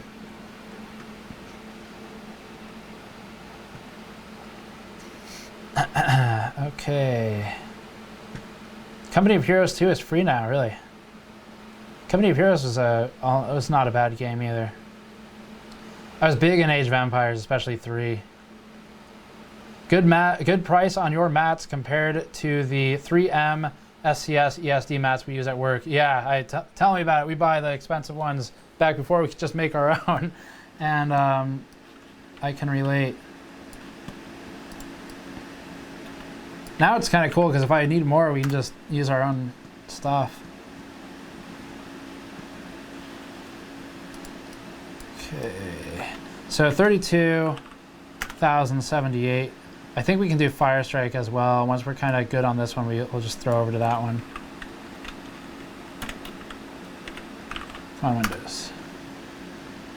Oh yeah, and we also overclocked the first core and second core. I want this open here. Okay, save that one.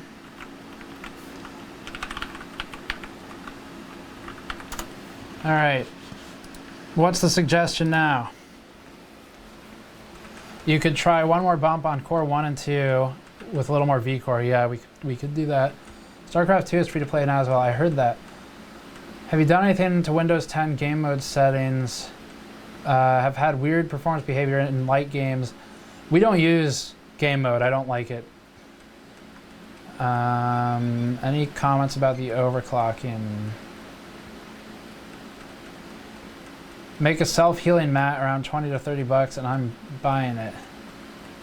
I don't know what technically constitutes a self-healing mat. I know that when we stabbed the hole in this one, it mostly filled itself, but I don't know how many times you could do that. Should we just see if this is stable? Thoughts on this? 5 gigahertz on the first two. BCLK 104 to 105. What's the consensus on that? Steve, I mean this with driver bug, GTA 5 benchmark, 1440p DX11. You have 91 FPS. DX10 same settings. You have I don't. It's DX10 versus 11. I'm not sure. I haven't tested that.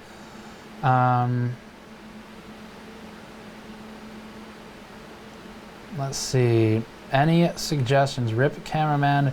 Use liquid nitrogen. Yeah, thanks. Suggestion, 5600 CPU, 2400, 1200 GPU, all LN2. Yeah, okay. Thank you, Buildoid. Mesh clock should go to around 3.2, 3.5. Uncore could help. Yeah, we can try that. I think we're at 3 right now. Let's try 3.2. It's 3.2. Let's see if that's stable. Actually, before we lose everything.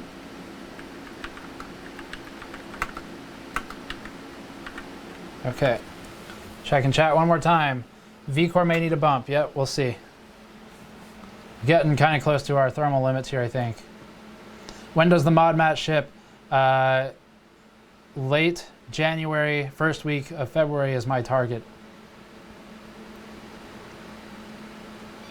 So we've done 2 changes. It might not boot. One is the mesh clock and one is the first 2 cores.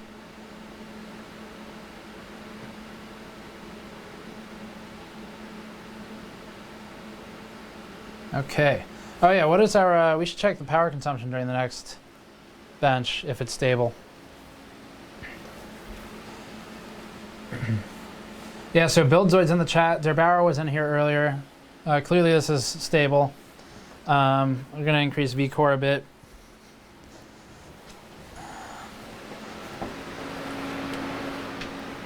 Need a more efficient way to get around.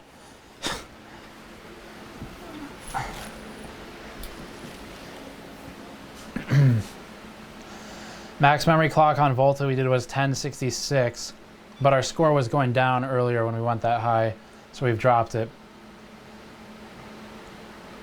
Yeah, no, oh yeah, I forgot to hit delete, didn't I?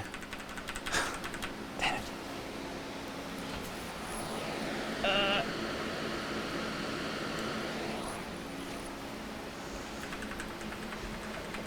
Changing appearance of windows, yeah.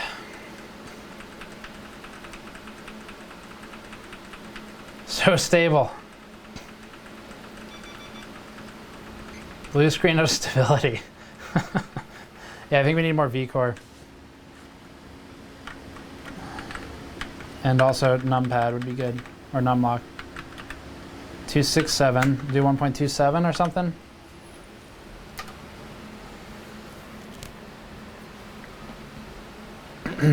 So our score, anyone just getting here now, we were at 32,000 something. Lower digits, 32,000. Which puts us in about 8th on Firestrike. And 7th place is, I think, about 600 points ahead of me.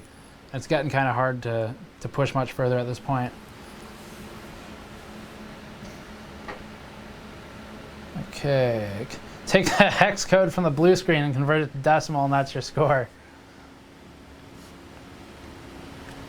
We got to give Windows a moment to figure out what it's doing with its life.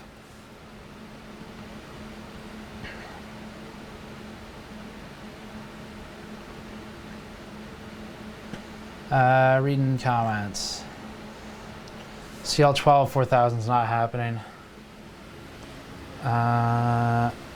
Okay, we're still unstable, I think. So more V-core, I guess. What CPU is it? 7980XE, 18-core CPU. We are, yes, it is. Yeah, so we're pushing for 5 gigahertz on the first 2 cores and 4.8 on the others. And we just need to get it stable. May need 1.28 for 50 on the first 2 cores. We will see. Vitor, $2 Australian. Taliazora or Buildzoid? Who's the better OC'er? I gotta go with my man Buildzoid because I don't know anything about the other person. Alright. Core.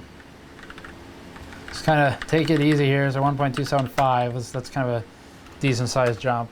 We'll go to 1.28. That's no good. 1.3 CPU, 1.35 mesh. Yeah. This is DanCop. Okay. So 101.4 BCLK. Is DanCop basically just gonna like proxy take the score through our account? So he's suggesting 1.3 volt CPU, 1.35 mesh. I think he's suggesting that 49 CPU, all cores, I'm assuming, and 32 mesh.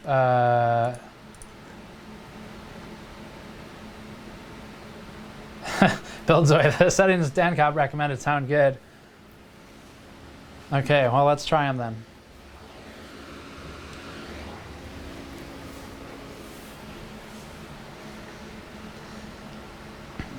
So yeah, I got a bunch of actual overclockers in chat who are proxy overclocking through us. Partly probably, I guess, because we've got Titan Vs. Please. Come on. Come on. Oh, God. I'm gonna knock that thing down. So yeah. DanCop's got to score pretty high up there. Der Bauer's got to score pretty high up there.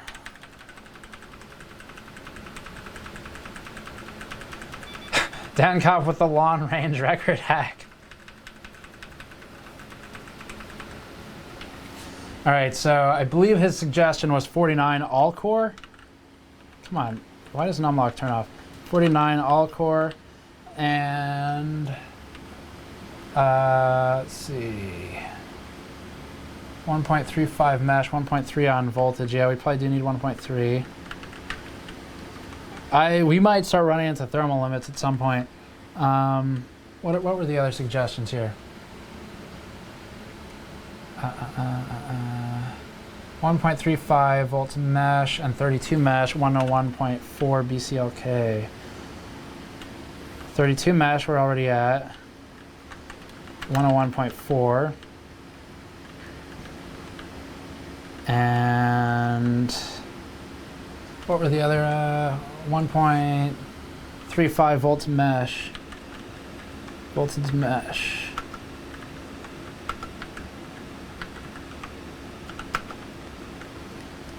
At what point do the long range overclockers just give me sabotage settings?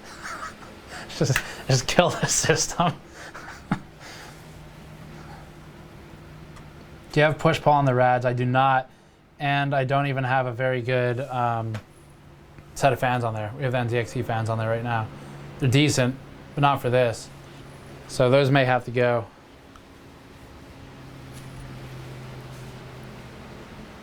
Not primes table, waste of time.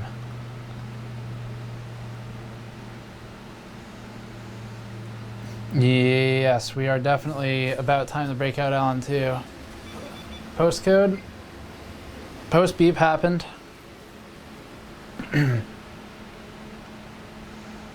Put the RAS in front of AC ducts. I was thinking about putting it out the window. Steve, have you ever gotten your hair caught in a fan? No. Thankfully. By the way, even if you have game mode off, okay. $2 from Philip. Love the live stuff. Keep it up. Thank you, Philip. Glad you like it. $2 from Kongon Tower, who says, use a man's motherboard, Asus ROG. We're on the X299 Dark right now. You're near max on VCore. Don't run 1.3 for long periods. Understood. Are we unstable still? Yeah, VCore at 30. Dan Cobb, killing the system would be 1.5. Why no custom loop for the hybrid mods? I mean, because this works, and I can put it on more benches without having to unbuild it and stuff like that. I'm going to be testing it on 2 or 3 different benches, so.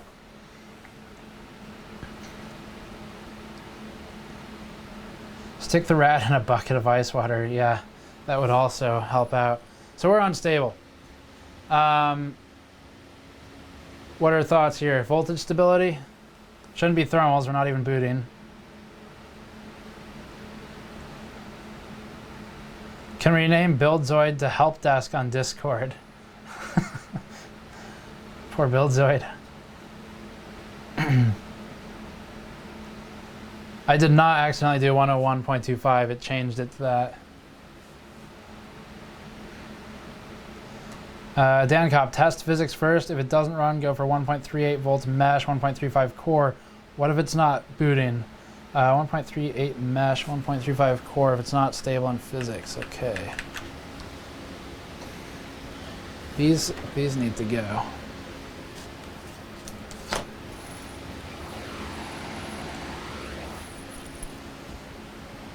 Okay. Did it boot? Reboot?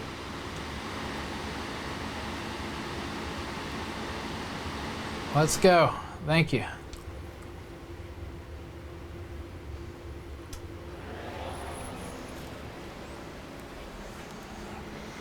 $5 from Tallulah Rose. Just cause, why not? Thank you.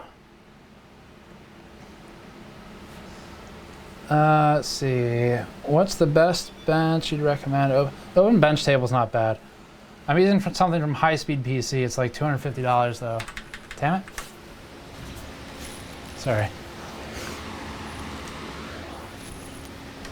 I'm gonna miss it again.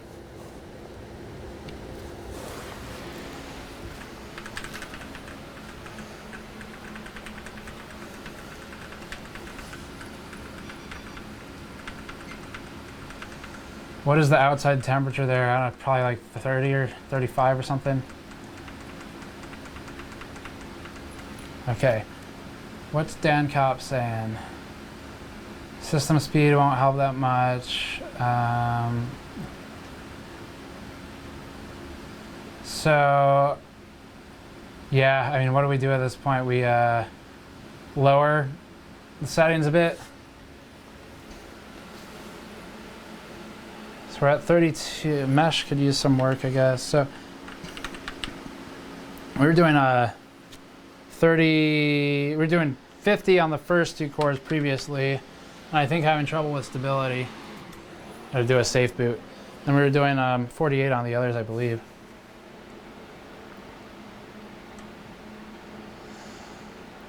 Let's see.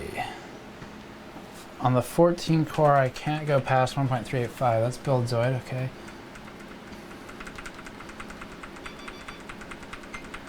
.35 on the 18 core is too much for an AIO, yeah. I think it probably is because we're getting pretty close to the max already.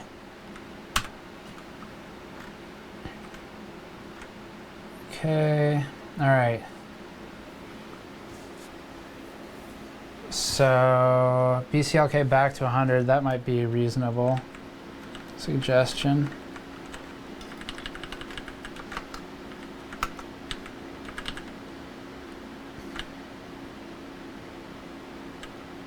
Okay, this will be 4-hour changes. So we have a couple things we could do here.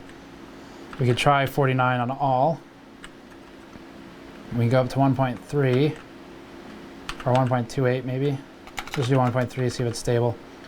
What was the other suggestion we did? There was a mesh change.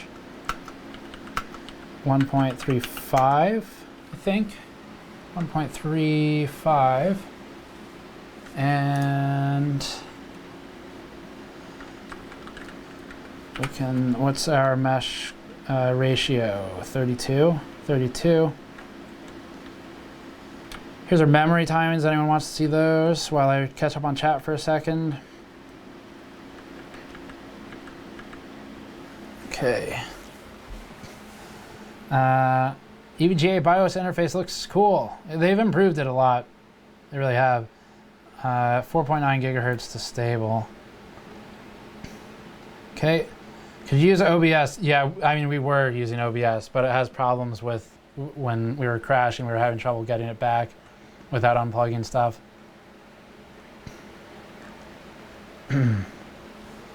Okay.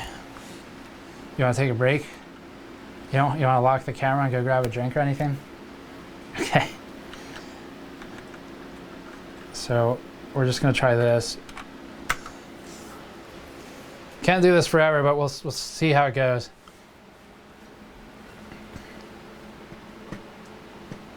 Yeah, it's not that hot in here. Got the windows open. What LLC settings are you using? Probably auto, honestly. We do have a capture card. We were using it. We have like a really expensive capture card that we use for VR benchmarking, but we were just, I mean, it was causing issues. This happened because I don't think I set the boot drive.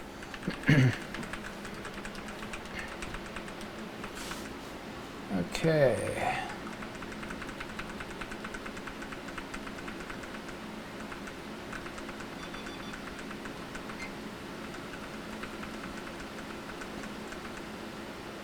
OCF stock VCC IN is too high. Boot drive.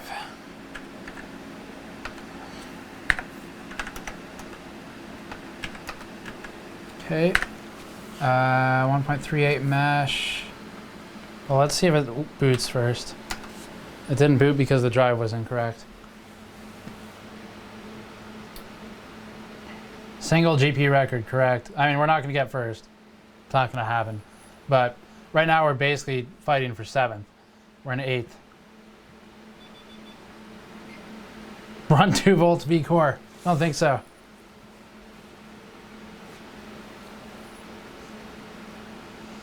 Yeah, so we're at 32,000 Firestrike right now. If you go to Google and you type in HWBot Firestrike, you should find a rankings list for single GPU. That's where we're competing. I haven't submitted scores yet. And I'm sure someone else out there is working on beating ours.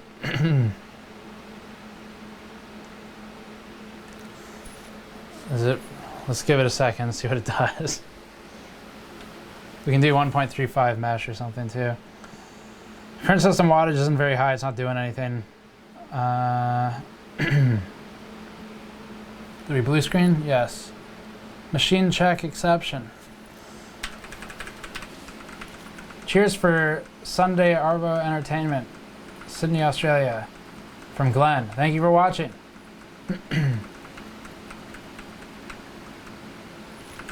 Okay, if we could like actually reboot after the failure.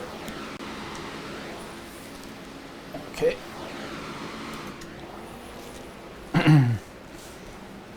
Vega 64, the Mass Effect Andromeda of GPUs from Vitor Rea. Just reading it. Okay. Dan Cop, load the stable setting and go for better cooling on the GPU. On the GPU? Then you should get the record easily. Put some AC in front of the GPU. So Dan Cop, you think, I think we're at like, I think we're doing like 48 or something C on the GPU right now. So to clarify, you think that cooling that further is what we need. That's what I'm just clarifying. We've got a 280 CLC on it right now with the maglev fans, and yeah, I could put it in front of the AC and turn the AC on. Put it out the window too. If it has to be in the other room though, I wouldn't be able to stream it. The setup here is not going to work for it. So was a world record done? We are at number 8. Yeah, we need more combined score right now, I think.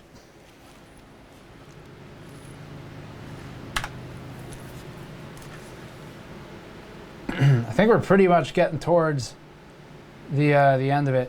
That's a nice looking mug you got there. Are those for sale? Yes. Yes, they are. Store.gamersnexus.net. When do you recommend messing around? Slinky was pushing 5.1 CPU to get 34K. Yeah, I think that's kind of what our limit is right now.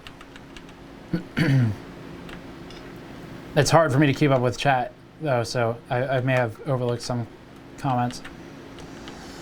So this was like almost stable earlier. Where's mesh? Mesh.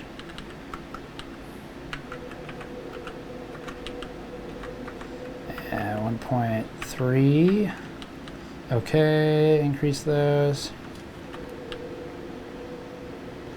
I'm only gonna give it a couple more tries, I think, for this one. Unless I see some more guidance coming that kind of gets us past it. Could try 1.35 on 4.9, but wouldn't run that long. Yeah.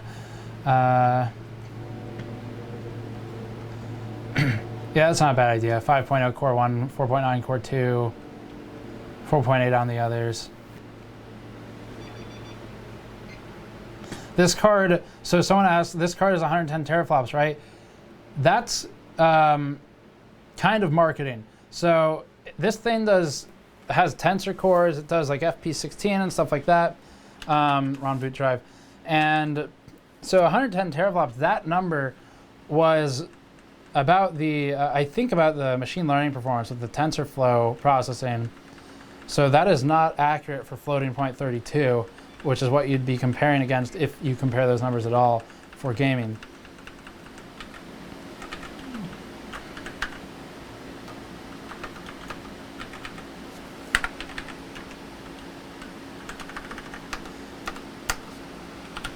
Okay, see what it does. What name are you registering the score as? Gamers Nexus, I think, is probably what our account name is. Yeah, so a lot of suggestions to go 49 for one of the cores.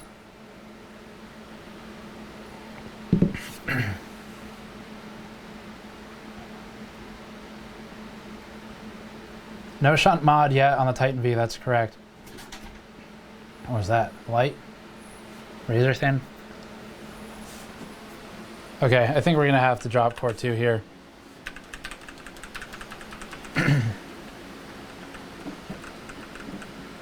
And we do have other stuff we're gonna have to do at some point.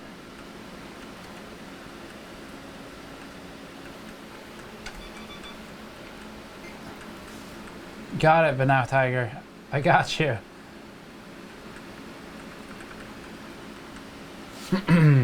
Couldn't you disable some cores? We're not going to do that. Okay, I'm trying 50 and 49. That's the only change I'm making, I think. Yeah. Let's see what that does. Can't do too much more here.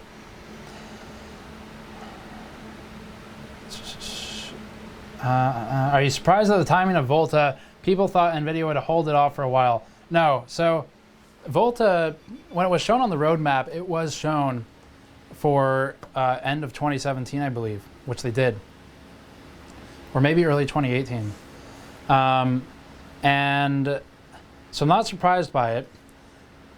I'm kind of surprised at the product they chose to launch immediately, the Titan V. But that's not, I don't know, they'll do something else for gaming when the time comes. Right now they have no pressure to do so. The restart.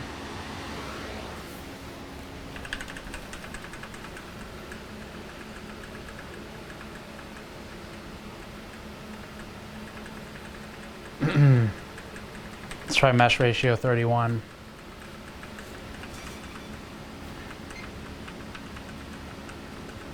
Yes, the fans are definitely blasting. X48 plus BCLK, maybe. So let's bring this down to 31. I'll keep looking for other options, but I really think we're gonna get stuck at 8th place.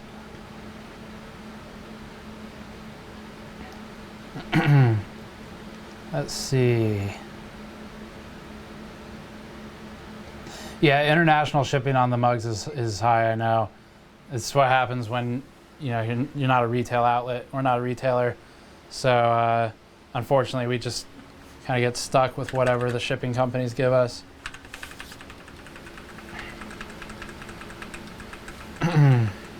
What's the highest score right now? It's about 32,000. For us, not for all time. The person in first is much higher, which is Kingpin. We're at 32,000. I think we need to hit 32,641 if we wanted 7th, which is clearly about the limit of what we're going to be able to even attempt. Do we have any room here for more voltage? Not really. Yeah, I do think we're at about max without changing the cooling solution. Let's see. Think we'll actually see Volta and GeForce, or will we get another PAX? Well, what was it, Ampere or something, which was rumored previously? I think bits and pieces of Volta will, I think a lot of Volta will be the foundation of whatever comes out for games. Captain donated 10 Canadian, thank you.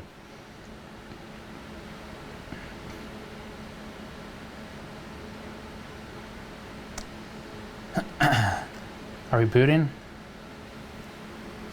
Oh, maybe. Went with 49 on 4 cores. Would adjusting LLC help? I don't know, maybe. The studio light affect temperature? That's actually a good score, or good question. Not really. We're using all LED lights. If we used halogens, then definitely. You'd be at 1500 watts to run those. Increase your room ambient by like 11 degrees in 6 hours if you're running 1500 watt, like old school halogen studio lights. How much is the V100? The V100 Tesla is part of a developer kit. It's $10,000. The Titan V, also V100, GV100, is $3,000. I bought the one we have in the system, and we have another on loan. And I do think that we're probably going to call it quits, but I'll do one more. I'll do a victory lap with the settings, if I can remember them, that were stable, but I don't know that I can at this point.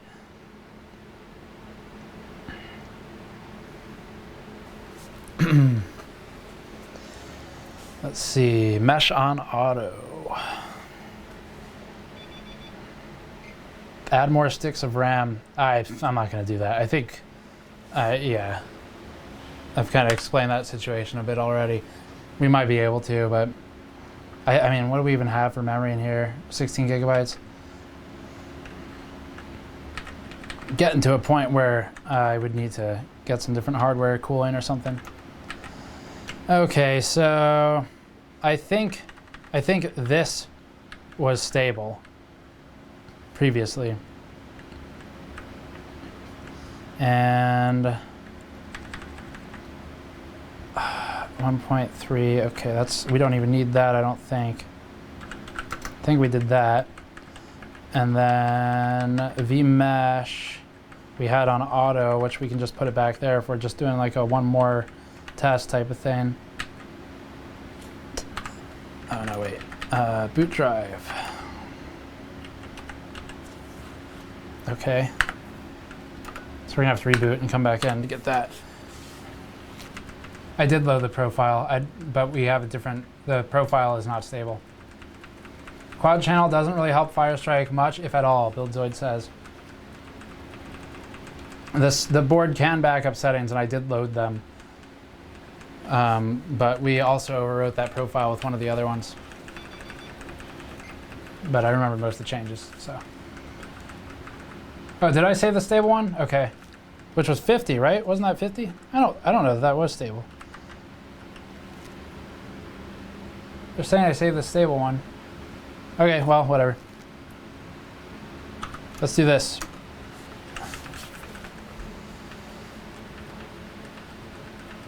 Let's see. 5 gigahertz on any CPU cores at 1.3 isn't happening. How much faster will V100 be over Titan V? V100 is the Tesla V100, has been out for a while. It has more memory.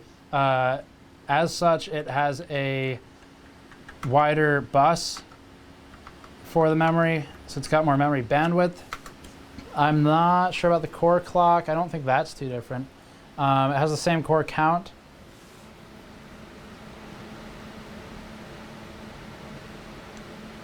$50 was changed after staving and then rebooted. I thought so. Okay. Yeah, so 49 was stable.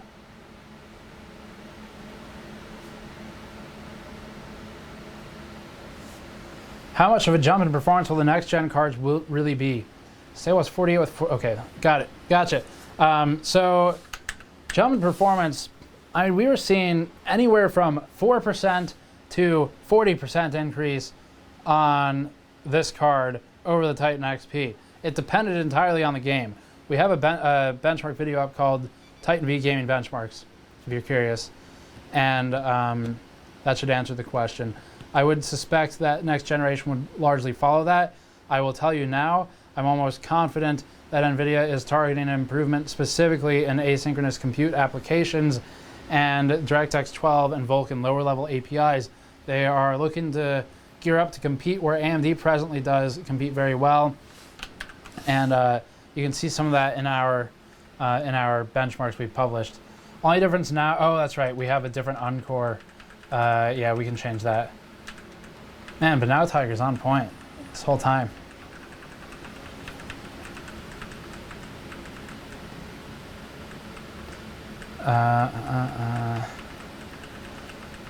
Okay. How's the stream been, by the way, in terms of video quality? Any, like, pretty fluid the whole time? I know you've got some audio complaints we can look into. What was Uncore? Was it 30 or something?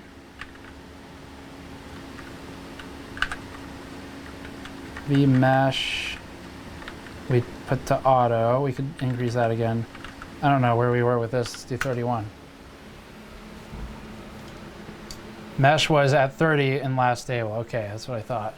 So we'll give 31 a shot, and then we'll give up and go back to 30.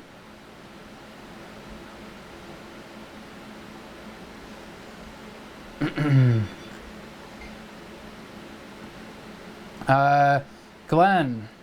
Oh, already read that one. Already read those comments. Great audio and video, entire stream. 32 mesh got us the 32,000 point score. Okay.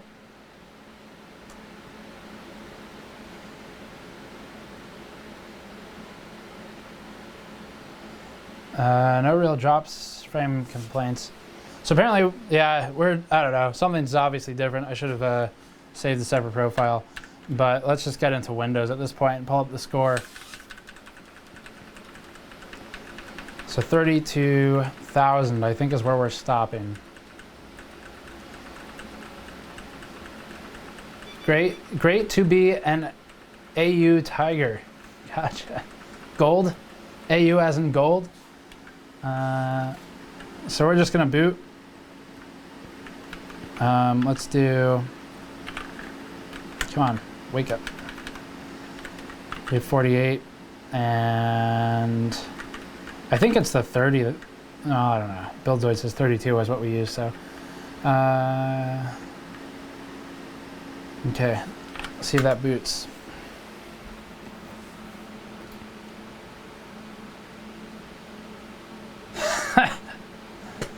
Buildzoid, video quality is fine. OC quality wants to rip my eyes. Fly out here, man. I'll give you the cards in the system. Bring your LN2 pots. We'll get a doer container out here.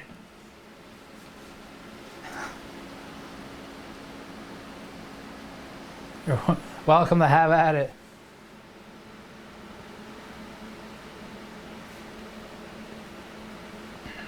Auburn University. AU. I thought we were talking periodic table of elements. Okay, so let's take a look at that score. 32,078. That's where we're going to stop. So, because I mean we've been doing this like a couple hours now.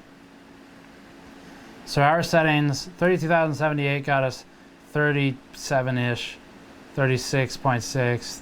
This is where we're behind is combined score somewhat significantly versus 7th place. Can't do much about that apparently. But maybe someone like Buildzoid could if they flew out here and did it for us. CPU, pull a J and get Kingpin in here. So we were at 4.9. I think we had manually tuned to cores 1 and 2. And then for the memory, we haven't really changed much from here, if anything. I don't think we've changed anything here. Oh, is that? Yeah, okay, so maybe we were at 30. Okay, so I think our stable was maybe a 30 for the mesh, right? Either way, I think that's where we're stopping. So let's pull up, let's just see where that'll go once I submit it. So has anyone shaken up the boards since we started? So we'll still be in 8th right now. And behind JPM Boy, who's got the first Titan V, I think, on this chart. So we're the last Titan V, which obviously bumps us ahead a bit unfairly, but so that's where we are. Combined score maybe because you're running dual rather than quad. I don't know. At this point, I'm at the limit of my knowledge. So here's what we're gonna do. I will submit that under the name Gamers Nexus. Hopefully it's got everything in there that they want for a submitted score. Okay, Buildzoid says he was wrong about Uncore, so I think it was 30. I think it's the Uncore that's making us unstable. And yeah, we might be able to work on that if we did another stream. So here's what we're gonna do. I'm gonna talk to Buildzoid later and we'll see if he has any ideas, if it's even worth pursuing this further in a separate stream. Maybe we could short the shunts on the card or something like that, but I'm happy with this for now. It's the first attempt I've ever done at something like this. We had a bit of an advantage by nature of having the hardware we do, but it's good learning experience. So I'll take 8th and I'll call it quits there. As for everything else, after this stream ends, within the next couple minutes, we will be publishing a Titan V hybrid mod video where we turned that card into the card it is now. So you can catch that if you stick around. Subscribe for all of that. And then if you want to check out the mod mat we've been using for all of our teardowns and things lately, store.gamersnexus.net/modmat. We had a couple more pre-orders, a lot more pre-orders. So we picked, let me read these out. Austin from the US, thank you, Austin. You, or I don't know how to pronounce your name, I'm sorry. From the US, also New York. And we had Mike from, let's see, the US. So thank you all of you who pre-ordered one of those, shipping late January or early February. And that's it. I appreciate the support. I'm gonna read if you want to leave a comment on this video after it goes live, I will read through them. If you have suggestions for the next round of this, assuming we can get anywhere else, leave them there. I'll take a look. So yeah, thank you all for watching. I'll see you next time.